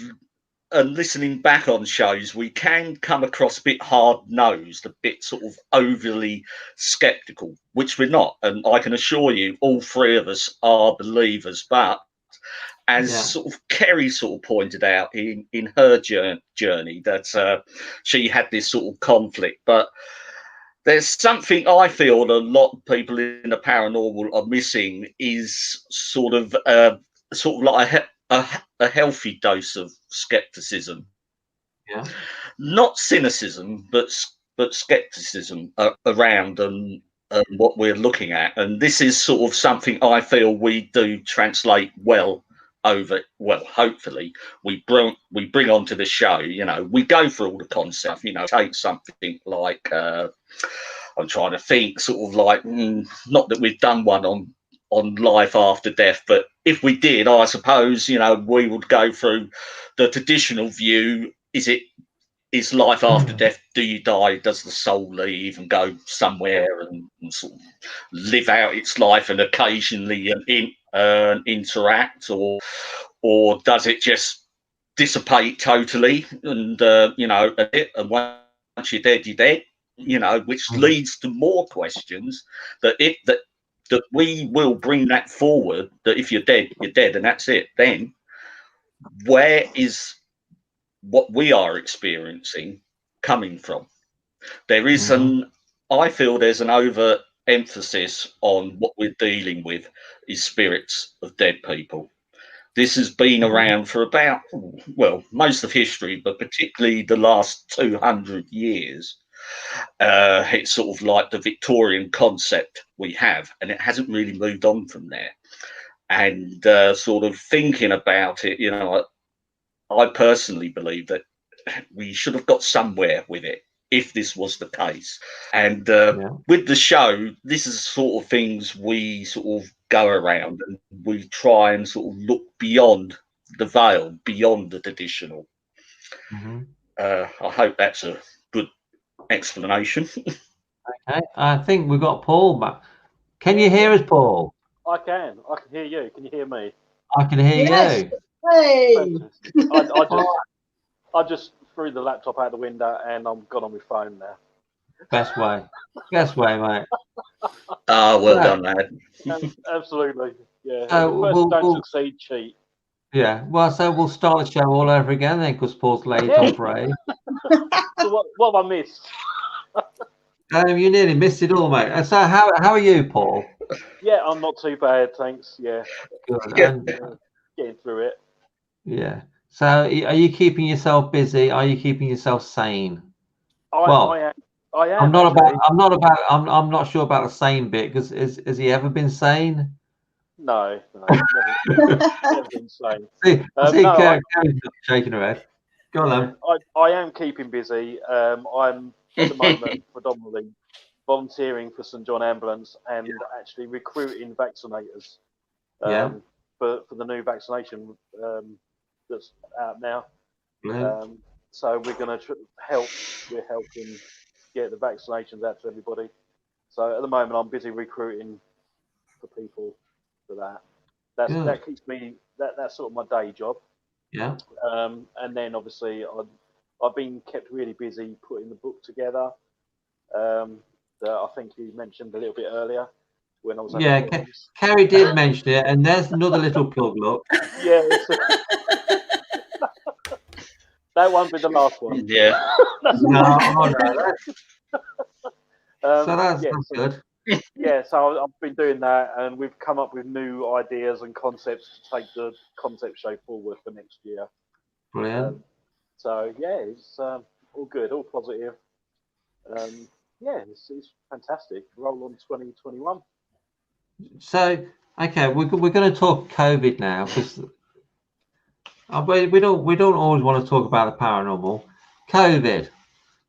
Do you think we are actually going to get back to some sort of normality next year? Because because there's another vaccine been approved today, was there, from Oxford? Yeah, there was. Yeah, the Oxford one was approved today. So, I reckon late summer. Late summer. What do you reckon, Paul? I reckon it's going to definitely be like we do mid of the year before people all get vaccinated. I mean, there's still a lot of people out there that say no, they don't want to do it, you know, and you can sort of understand with all the scaremongering going around with media and the social media experts and stuff. You know, they've been scaring the hell out of people. But I think, isn't it 60%, which is herd immunization? Not herd immunization. It's 60% need to be vaccinated for it to be downgraded from an epidemic or pandemic. But that's population. So you've got to think, if it's pandemic, it's worldwide. So that's a hell of a lot of people who are going to have to be vaccinated before they can actually downgrade it. But I think I don't envy the government. I don't envy anybody trying to deal with this on a governmental scale. It's a task and a half. And ultimately, anybody who would have dealt with it would not necessarily have dealt with it in the right way. It's been a very tough time for a lot of people, and a lot of misinformation has been put out there, or the lack of common sense applied, I feel. Yeah. I think it's this the whole thing has shown how the worst side of the internet and social media in particular, hasn't it? Very much so. Yeah. So sort of like we often. Yeah, me and Kerry often like discuss around this sort of. We tend to have nightly Skype chats and stuff like that when we're sort of like stuff. This obviously has been a theme that has been running all year. Well, since we started the paranormal concept on PAU radio, the two seem to be linked. I mean, was it pandemic? I don't know. I mean, it's certainly, it's certainly uncanny. It is, yeah. We'll have to look at that one in the next show. Yeah. So how often do you do your conspiracy for you? How often do you do your shows then? It's once a week. It goes live or goes out, available to podcast on a Tuesday evening, which tends to be always been the paranormal concept night, isn't it? Yeah. So we've stuck to that, but we only do one show a week. It's a 2-hour show. The beauty of podcasting is very different from what you guys do. This is almost like a TV, isn't it? Where you watch and, it's more interactive because you touch. But podcasting, it's like, I was thinking about this earlier, and I was thinking, it's like going back in the day, and it was like video killed the radio star, and it was like, it's the death of the radio because of TV. But everything has its place. Podcasting still has an incredibly strong hold on the market because it's so versatile. You can listen while you're doing your housework or walking the dog or, on the bus to work or whatever. So it still has a very strong foothold. And the station as a whole has so many different shows on it that are just covering so many different areas. And that's the wonderful world about the paranormal, is that it covers so many different areas. It's like we've talked about this many times. It's the umbrella term, isn't it? And it can cover cryptozoology, ufology, conspiracy. It can cover all sorts of areas. And it's that quest for understanding. And when you do a podcast, as I say, it's has its place because it's versatile, because you can listen as you do something else. And it's always been one of my favorites. I've listened to other podcasts quite often when I'm walking around or something like this. Of a night, if I'm sat in front of my screen, and this kind of thing is brilliant because, like you say, that this is where we've had the chance to be part of an investigation if you haven't been able to get out on the investigation. You know what I mean? And you can sit there. It's like it's sort of taken the paranormal TV into a different sort of area almost. But podcasting is still very relevant in its own right, particularly in the paranormal world. There's so many out there, but PA UK has such a massive range. And that's one of the biggest worldwide UK radio platforms that we've got. Oh, he's gone again. He's gone again. Who upset it this time? You must have upset him, Perry. Oh, I always do. I have this talent for upsetting people. Jane's sitting there like a really nice, a good little girl, very quiet. You got anything to say to these guys, Jane? I have. I was just wondering what you three were doing before you got together, and how did you get together? Well,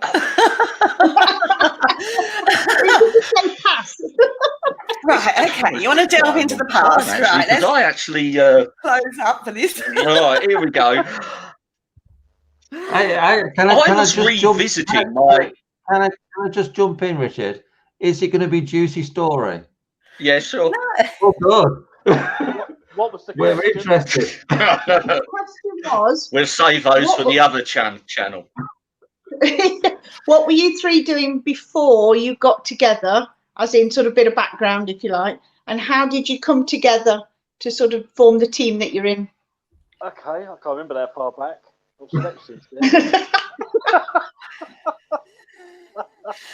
Well, we were podcasting on another radio station that all went horribly wrong, and then that sort of fell through. That was nothing to do with us. That was nothing to do with us. Yeah, there's a pattern going on. There was nothing to do with me and Paul. And Richard used to be a listener, and then when that sort of folded, Richard and Paul got together one night and said, like, how about doing our own kind of radio station? Yeah.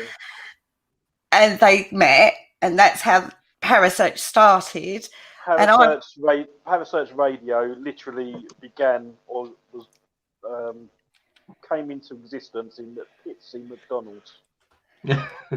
That's where it was born, the idea. Yes, that's when I first met Paul. Yeah. So I knew Paul from the other station, and then Richard was a listener and got in contact with Paul. Paul and Richard set up Parasearch, and then a little while after that, I then joined, and then the rest of the day is history. Is that quite succinct? That's pretty much all we can say. Without getting that's quite basic, yeah. I'm a bit upset. It weren't juicy enough. Apart from McDonald's, well, yeah. I mean, how many years ago was that? Too many. 5, I think, isn't it? Yeah, about 5 years coming ago. up. Parasearch 5 years now. Yeah. Yeah, must have been. Yeah. Cool. About 5 years ago. Yeah, cool. Yeah. So, I would say 5 years. That's a good benchmark to 5 years. We're going with So it took a while for it to ferment. Yeah. It's like a good wine, is it? Do wines ferment? I don't know. I don't drink. So do you miss sort of talking to the other presenters from Parasearch? Do you miss that kind of bond? Yeah, but we're still here. We haven't died. I know They Paul. can still message us if they want to. You know what I mean? Like, I know I know Paul's going to say he don't miss any on them. Well, I'm too busy to miss anybody, but no, it was, to be fair. Yeah, you know, well, that's we Paul, all isn't did, it? We all did have conversations and stuff all the way through Parasearch. Yeah, sometimes it's, you know, we'd have a conversation just us three, and it'd be like, oh, you know, it's a shame Cole's not here, or you know, one of the other presenters, or Neil maybe not in on this Maybe. one. Yeah, but you're only saying Neil because you're on this show, ain't you? That's face it. Absolutely, yeah. Didn't want to leave you out. But yeah, it's no, we still do keep in contact. Well, I do every so often, not as often as I'd like, I suppose. But everyone's doing their own thing now, and it's just But that's the trouble with life, though, isn't it? You know, once that sort of strong connection's tethered, you all just get on with your busy lives. You know, I admit I've not, apart from I've now seen Paul since, I've talked to Paul since, I've not spoke to you since, Kerry, and that's because your own life sort of overtakes everything, doesn't it? It can do. give her a nudge, wake her up. It can do. I think. Yeah. I think sometimes things need a breathing space. Yeah. Between projects. So, like when we shut Parasearch, I do think there was time. Everyone needed time to move on in their own journey. Yeah. I know I did. I know I needed that breathing space. Yeah. To and that, unfortunately, that it means you take time away from the people that are still very important to you. That just because you may not necessarily be talking like you used to, but you need a breathing space. You need to move away from that project. You can't sit in the same space. You have to have a bit of time.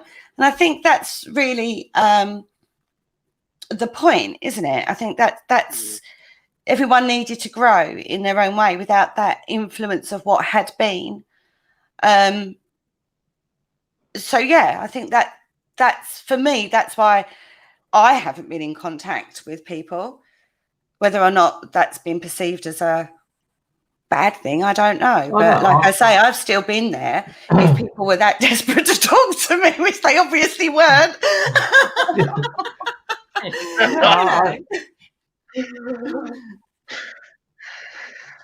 So how's the obviously the investigation? Especially this day and age. I mean, yeah. Go on, Richard.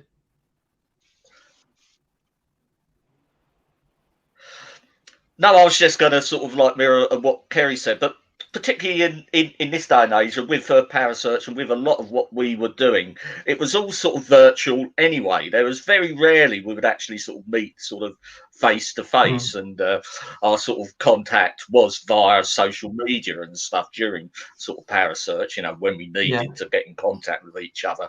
And then when that sort of break and come along, I mean, those sort of social media sort of ties probably just were sort of strong enough to sort of hold that sort of bond together, you know. And as Kerry said, you know, a bit of time away and give time for the others to thrive as well, you know, because you know you do need a bit of space around you. Yeah, which they have done, and you know they don't have much time for us anymore. Oh, I do, Paul. Oh, I know you do. You're the but there's always an exception to the rule, and that's you. You know. That's bound to be me, isn't it? I think even some of the baddest experiences you need to go through anyway. You know, when like we said, you're all on that journey, aren't you? But even like me and Neil, when we first met at Hinckley Museum, we then went on to do a venue group, and there was an investigation group, and you know they didn't necessarily work out as good as they could have done, but without going through those teams and going through those experiences, we wouldn't be where we are now. And I think sometimes you do have to, it's like stepping stones, isn't it? You've got to go over those stepping stones to get where you want to be.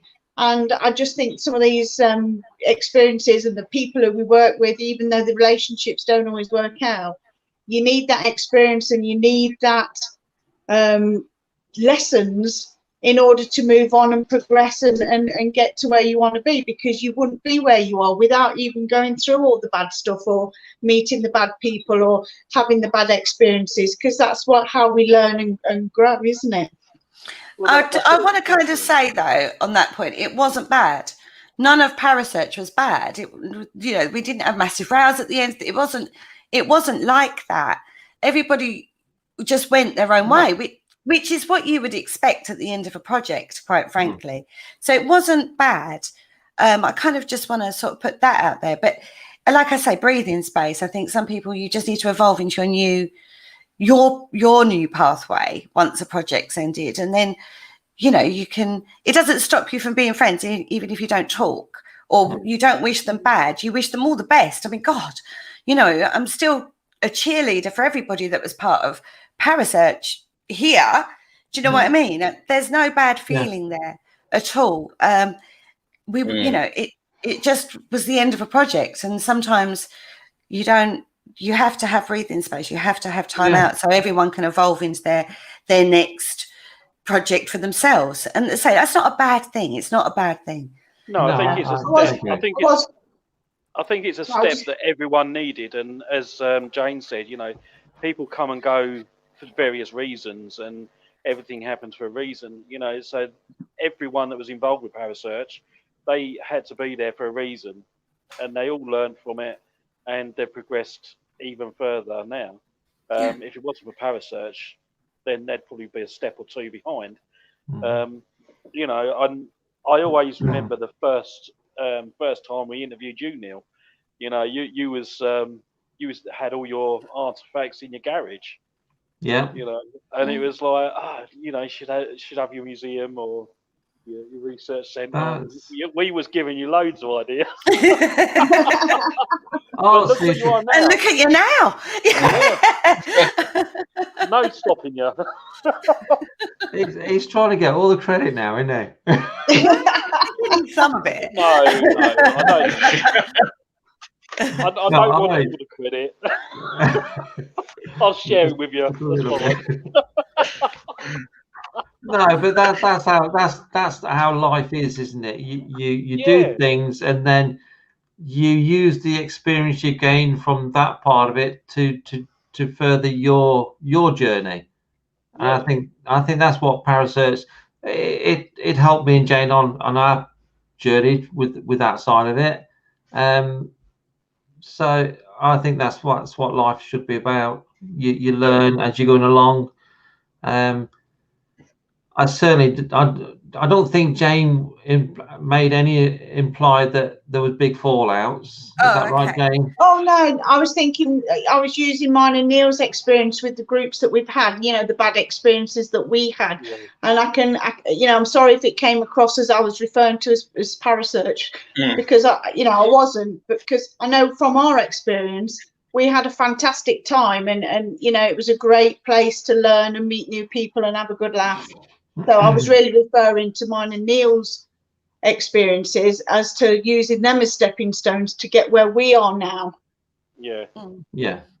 Like Paul said, you've got to use your experiences and your knowledge just to move on. Yeah, it's all part of the path, isn't it? It is. It's all part of the path. And there have been people along the way that nothing to do with Parasearch, but on our own personal journeys that have been very integral at one point and then on, but that time with that person had been incredibly learning experience, and it had been quite an integral part of your own personal learning journey. So I agree with that. But Parasearch wasn't part of that. I just wanted to make that clear.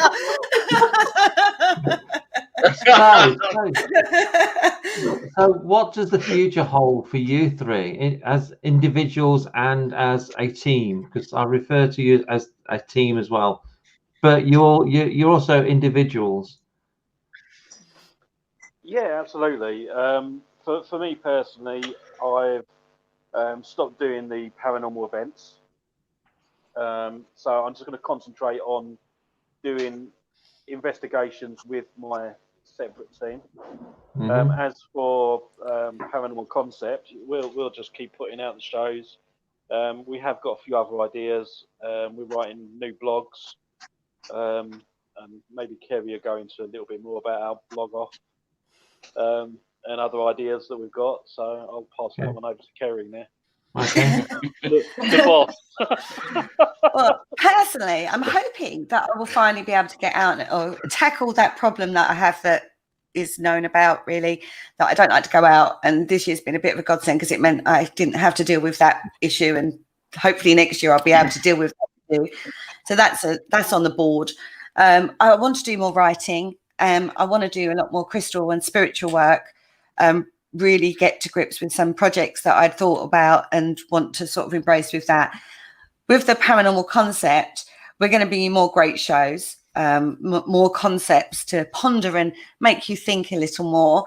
And we're doing what we're classing it as a blog off. Whereas last year, all the blogs are very individual. They're very like standalone pieces.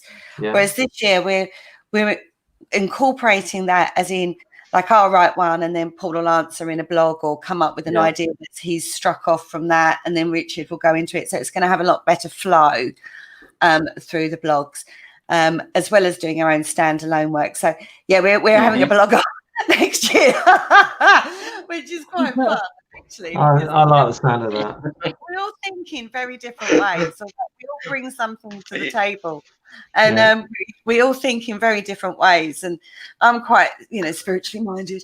And Paul, very cosmos, and he'll go off into the outer space and time travel and all that sort of thing. And Richard, he loves his history and, he loves the local road trips and stuff like that. So we all bring very different things to the table. So it's proving very interesting. We've already started writing these. And it's proving very interesting of where the next person takes it from when they follow on from a blog. So that's going on for the show and that next year. Richard? Over to you, Richard. Yeah, I know. And they're waiting because these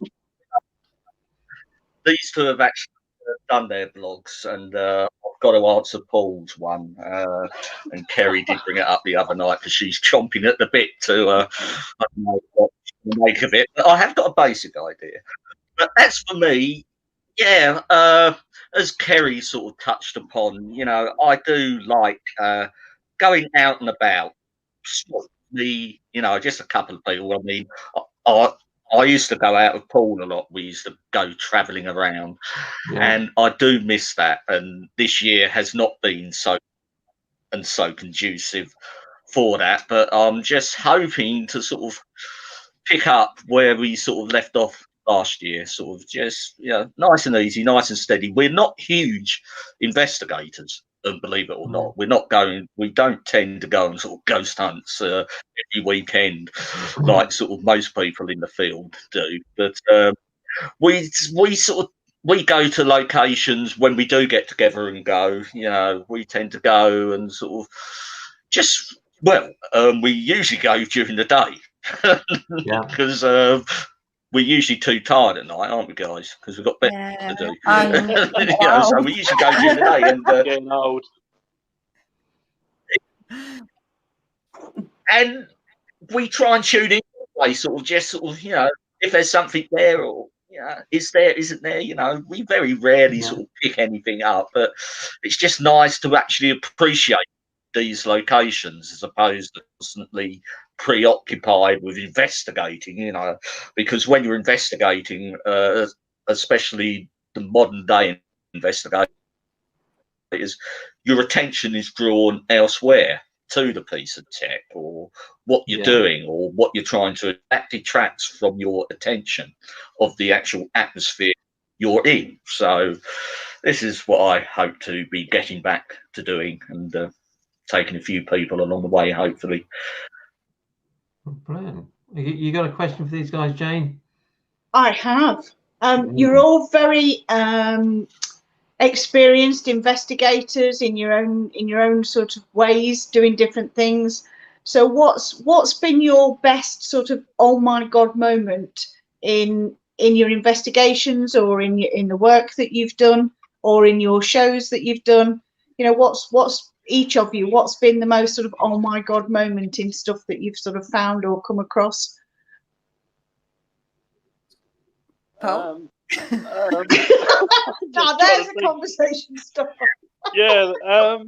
No, there has been a few times when because when I used to do my events, we'd have big locations, and I'd send off the staff with the customers, and they'd go and do the investigation.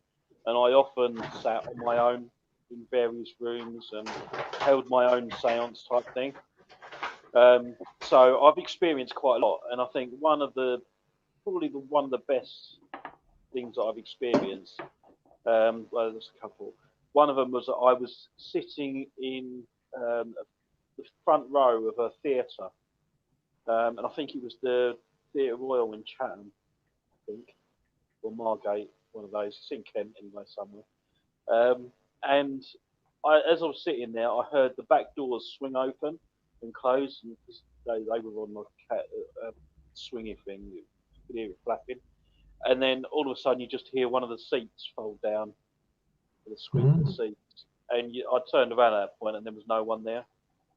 I checked all the seats; they were all down. No, sorry, they were all up. So there was no sign of anyone or any invisible entity or anything sitting there. It was really strange, that one. Yeah. Cool. But that was like wow, that was interesting moment, because I don't go in for this, oh my God, situations. But there was another one that I went to, it was in Saffron Walden, a place called the Maltins. It used to be a YMCA hostel, but someone bought it as a private flat now, and they obviously live there. And as I was in the basement level, I saw a white shadow of a person walk behind 4 people, and as it came round to the side of them, it fell to the floor and set fire to their feet in blue flames. And I saw that, and I said to someone else that was in the room, I said, like, I can see something, but I can't explain it. I don't know what it is. And he said, you can see blue fire, can't you? And I'm like, yeah, I can see that. So it sort of confirmed to me that it wasn't just me seeing things, but it was actually seen by someone else as well. That was interesting. Cool. Something else interesting that I like. But as to explain it, I couldn't offer an explanation for it. It's interesting. But that's not to say there isn't an explanation for it. So yeah, I'm not deeming it paranormal. Not really. What about you, Carrie, then? I went on a private tour with Russell Stephen Edwards for the Jack the Ripper walk with Kerry Ann Carter. There was the 3 of us, and he's taken us to the various sites. And I've never been to the Whitechapel area of London at all before in my life. And we get to a point, and Russell wants to take us one way, and I'm like, and I just stopped, and I just went, no, we're going the wrong way. Now, bless him. Now he could have gone, you don't know what you're talking about, but he let me run with it. Yeah. And I'm walking, and I'm going, and I cut down this alleyway, and I go around the back, and then it blocks off, and I'm going, I've got to get over there. I've got to get over there. And he's going, fine, I'll take you round to that point, and then you can pick it up again. And he took us round, and I'm back in the lead, and then I take it, and then I stop dead, and there's like a car park here, and I'm going, it's here. I don't know what it's here, but we need to be here. And he went, you've taken us to what would have been the doorstep of Aaron Kaplinsky, who he believes is Jack the Ripper. And you also led them to the end of the tour. Yeah, well, that's it, we're done. No, because if you go further on, you can take you to the where Catherine Eddowes is. So it wasn't quite the end of the tour. Yeah. But it was the doorstep, and he was like, I can't believe she just did that. I just can't. And I couldn't believe I did that either. And I was doing such a happy dance, I fell over a bin. That was fine. Was anyone filming? No, as I say, we were just on a private tour. I know. So I've only got 2 witnesses that can verify that that's exactly what I did. And but yeah, it was just one of those for self-validation. It's like an anecdote now. I can say it. Yeah. You can believe me or not. I don't care. For me, I was there, Russell Stephen Edwards was there, Kerry Ann Carter was there.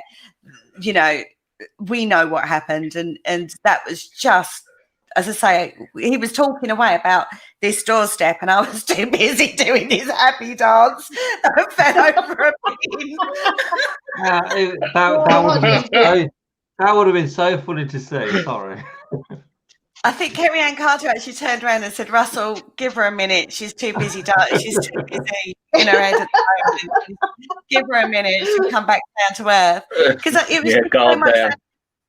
Yeah, I mean, Jane, when you get that kind of validation for what you do, I've said this many times, I'm not a medium. I can't connect to like your Uncle Bob and do all that, but I can read tarot cards and I can follow energy and I get energy hits, and generally I've always been spot on with that. But to have that kind of validation for me was just incredible. It was an incredible experience personally. So that was, I've had quite a few, but that was one that really stands out.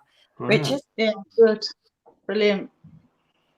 Oh, me? Yes. Yeah, over to you, Richard. I saw what I believe was a full-bodied apparition. I was at Dover Castle. I wasn't there sort of for paranormal means. I used to live in Australia, and it wasn't long since I came back from Australia. I took my young boys there just to show them, and we went to the place called Hellfire Corner, which is set to the side, and it's a network of tunnels that were sort of dug into the side of the cliff during World War II, and it was where Channel Command of the Royal Navy used to, control the channel and stuff during World War II. It's very famous for Operation Dynamo, which was the evacuation of troops from Dunkirk. That's where it was all planned from. And we went down into there and joined a tour group, and we was going round and sort of, he was pointing out all bits and pieces and telling us all. And then we came around the corner and we stopped at an end of a long gallery, and the guide was talking, and I was at the back and with me two boys, and I was sort of paying attention to the guide. And then I heard a door open from the far end of the gallery. So I was we were there, and the door was down this gallery. So I looked up, and sure enough, the door opened.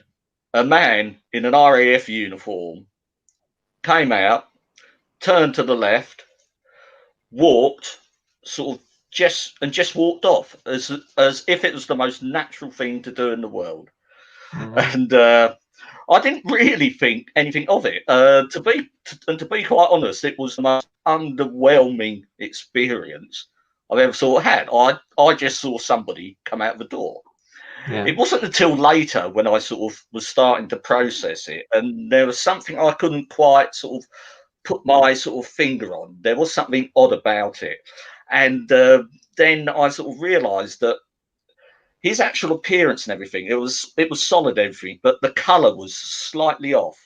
It was, and the best I've been able to describe it is it was like watching one of them 1950s Technicoloured movies. The colour isn't sort of, it's not sort of high definition. There's a slight sort of dullness into the colour, and that was it, really. I mean, I've had a few little bits and pieces or heard knocks and bangs along with everyone else, but those are just going on proper investigations, and are they, and are you just going along with the flow? But that was totally unlooked for or anything like that. It just sort of happened, and I still don't really sort of class it as anything. Wow, it was. It just was. Yeah, cool.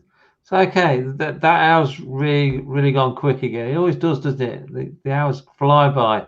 So tell everybody where they can get the book, Kerry. I can see you're poised. Just so happens. Go on Amazon. You can get it on Kindle version as well as a paperback copy. So it's a nice book. It's a nice thick one. Yeah. Amazon. Does it have pictures in? Does it have pictures in, Paul? It does have a couple of pictures in. Not very often. Not very many. Are a couple in there. I'm just having. Oh, here we go. Look, Mr. Paul. Because, hello. Oh, right. because we haven't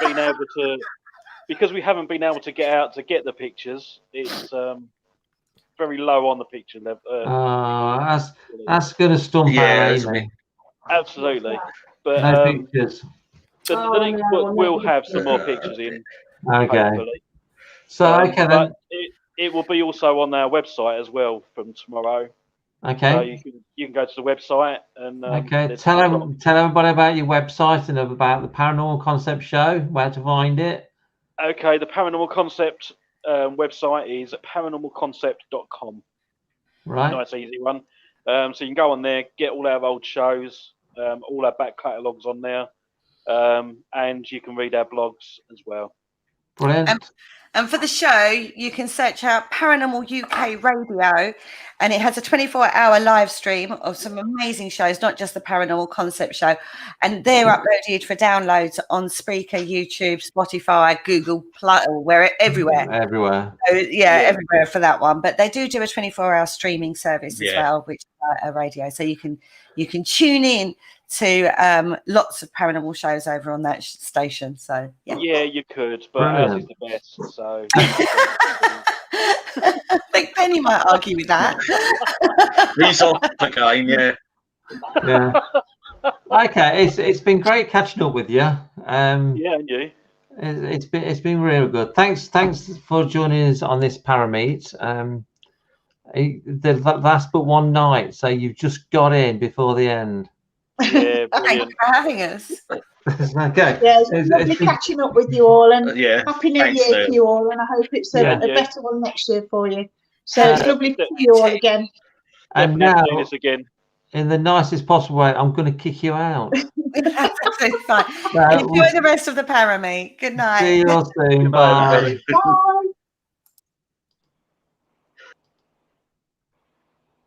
Oh. Isn't it lovely? One of the things that's really, really sort of come home to me, I think, doing this Parameet, we've met up with some lovely old friends, and it's been great to just see people again, isn't it, and just catch up. Yeah. I'm really enjoying it.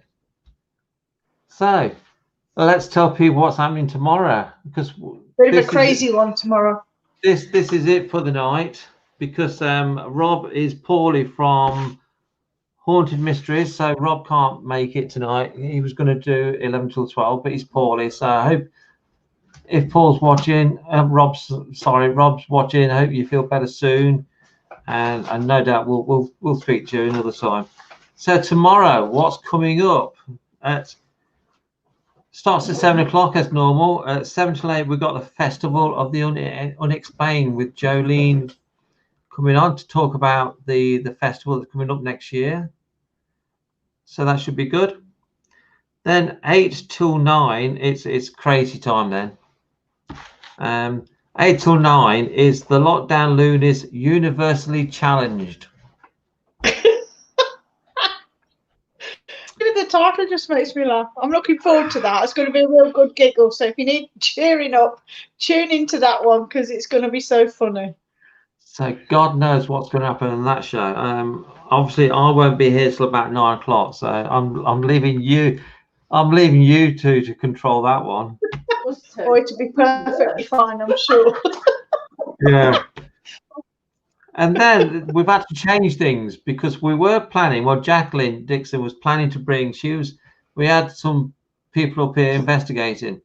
So Jacqueline and the others were going to do a live investigation feed from the centre, but obviously they can't come because we're in tier 4, because we're bad people in England.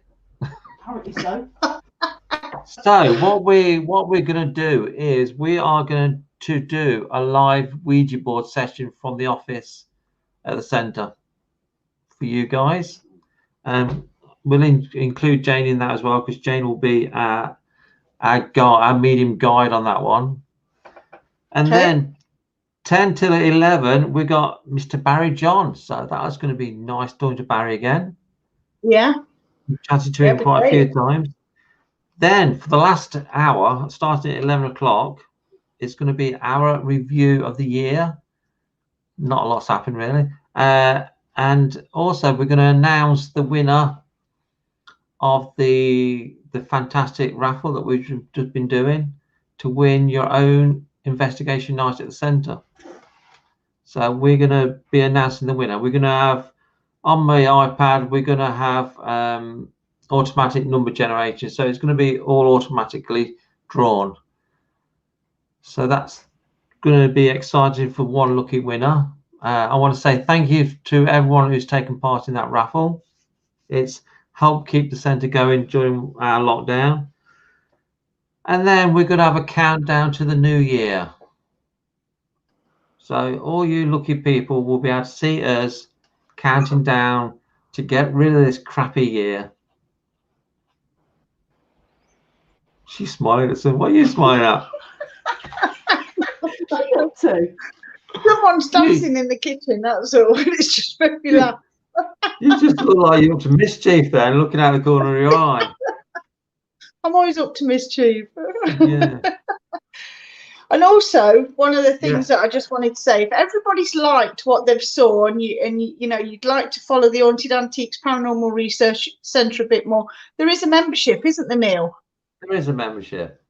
Shall I tell people about the membership? Tell people about the membership. Membership is £25 for life.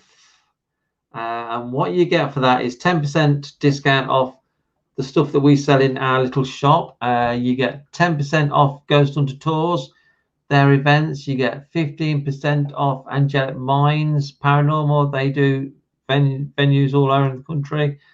You get 10% off Antiques at Sims Vintage Antiques Centre. You get 50% discount on Power Learning online courses. And Haunted Live. Yeah, and when Haunted Live come back, you get 50% discount off one of their events at the centre. And Bosworth Hall. And Bosworth Hall. Yeah, well done, Jane. And you get 10% discount off an overnight stay at Bosworth Hall. All for £25 for life. So it's not bad. And then plus we will be doing some special members only live feeds. And also next year we're going to go back to Hinkley Museum. Yeah. When they hopefully when they open. It should have been this year, but they've been shut all year. And when we go to Hinkley Museum, that will be exclusive to our members. So you can come and join it. Worth it. You can come and join, and no other teams are allowed in. They don't allow anyone else in. Plus we have the live feeds just for the members. Plus we're going to do some more live feeds exclusive for the members next year. Plus we'll do some behind the scene things because me and Jane have got things planned for next year as well. Oh, we've got so many things planned. So join us again tomorrow night. I don't think there's anything else to say, is there? No, I think you've said it all. Okay, so thanks for watching, and we'll see you all again. Well, Amy and Jane will see you at 7 o'clock, and I will see you about 9, ready for the Ouija board. Yeah, fantastic. So we'll see you all tomorrow. So good night, peoples. Thank you for following. Thank you for all your comments and all your questions, and we look forward to doing it all over again tomorrow night. Bye. Bye.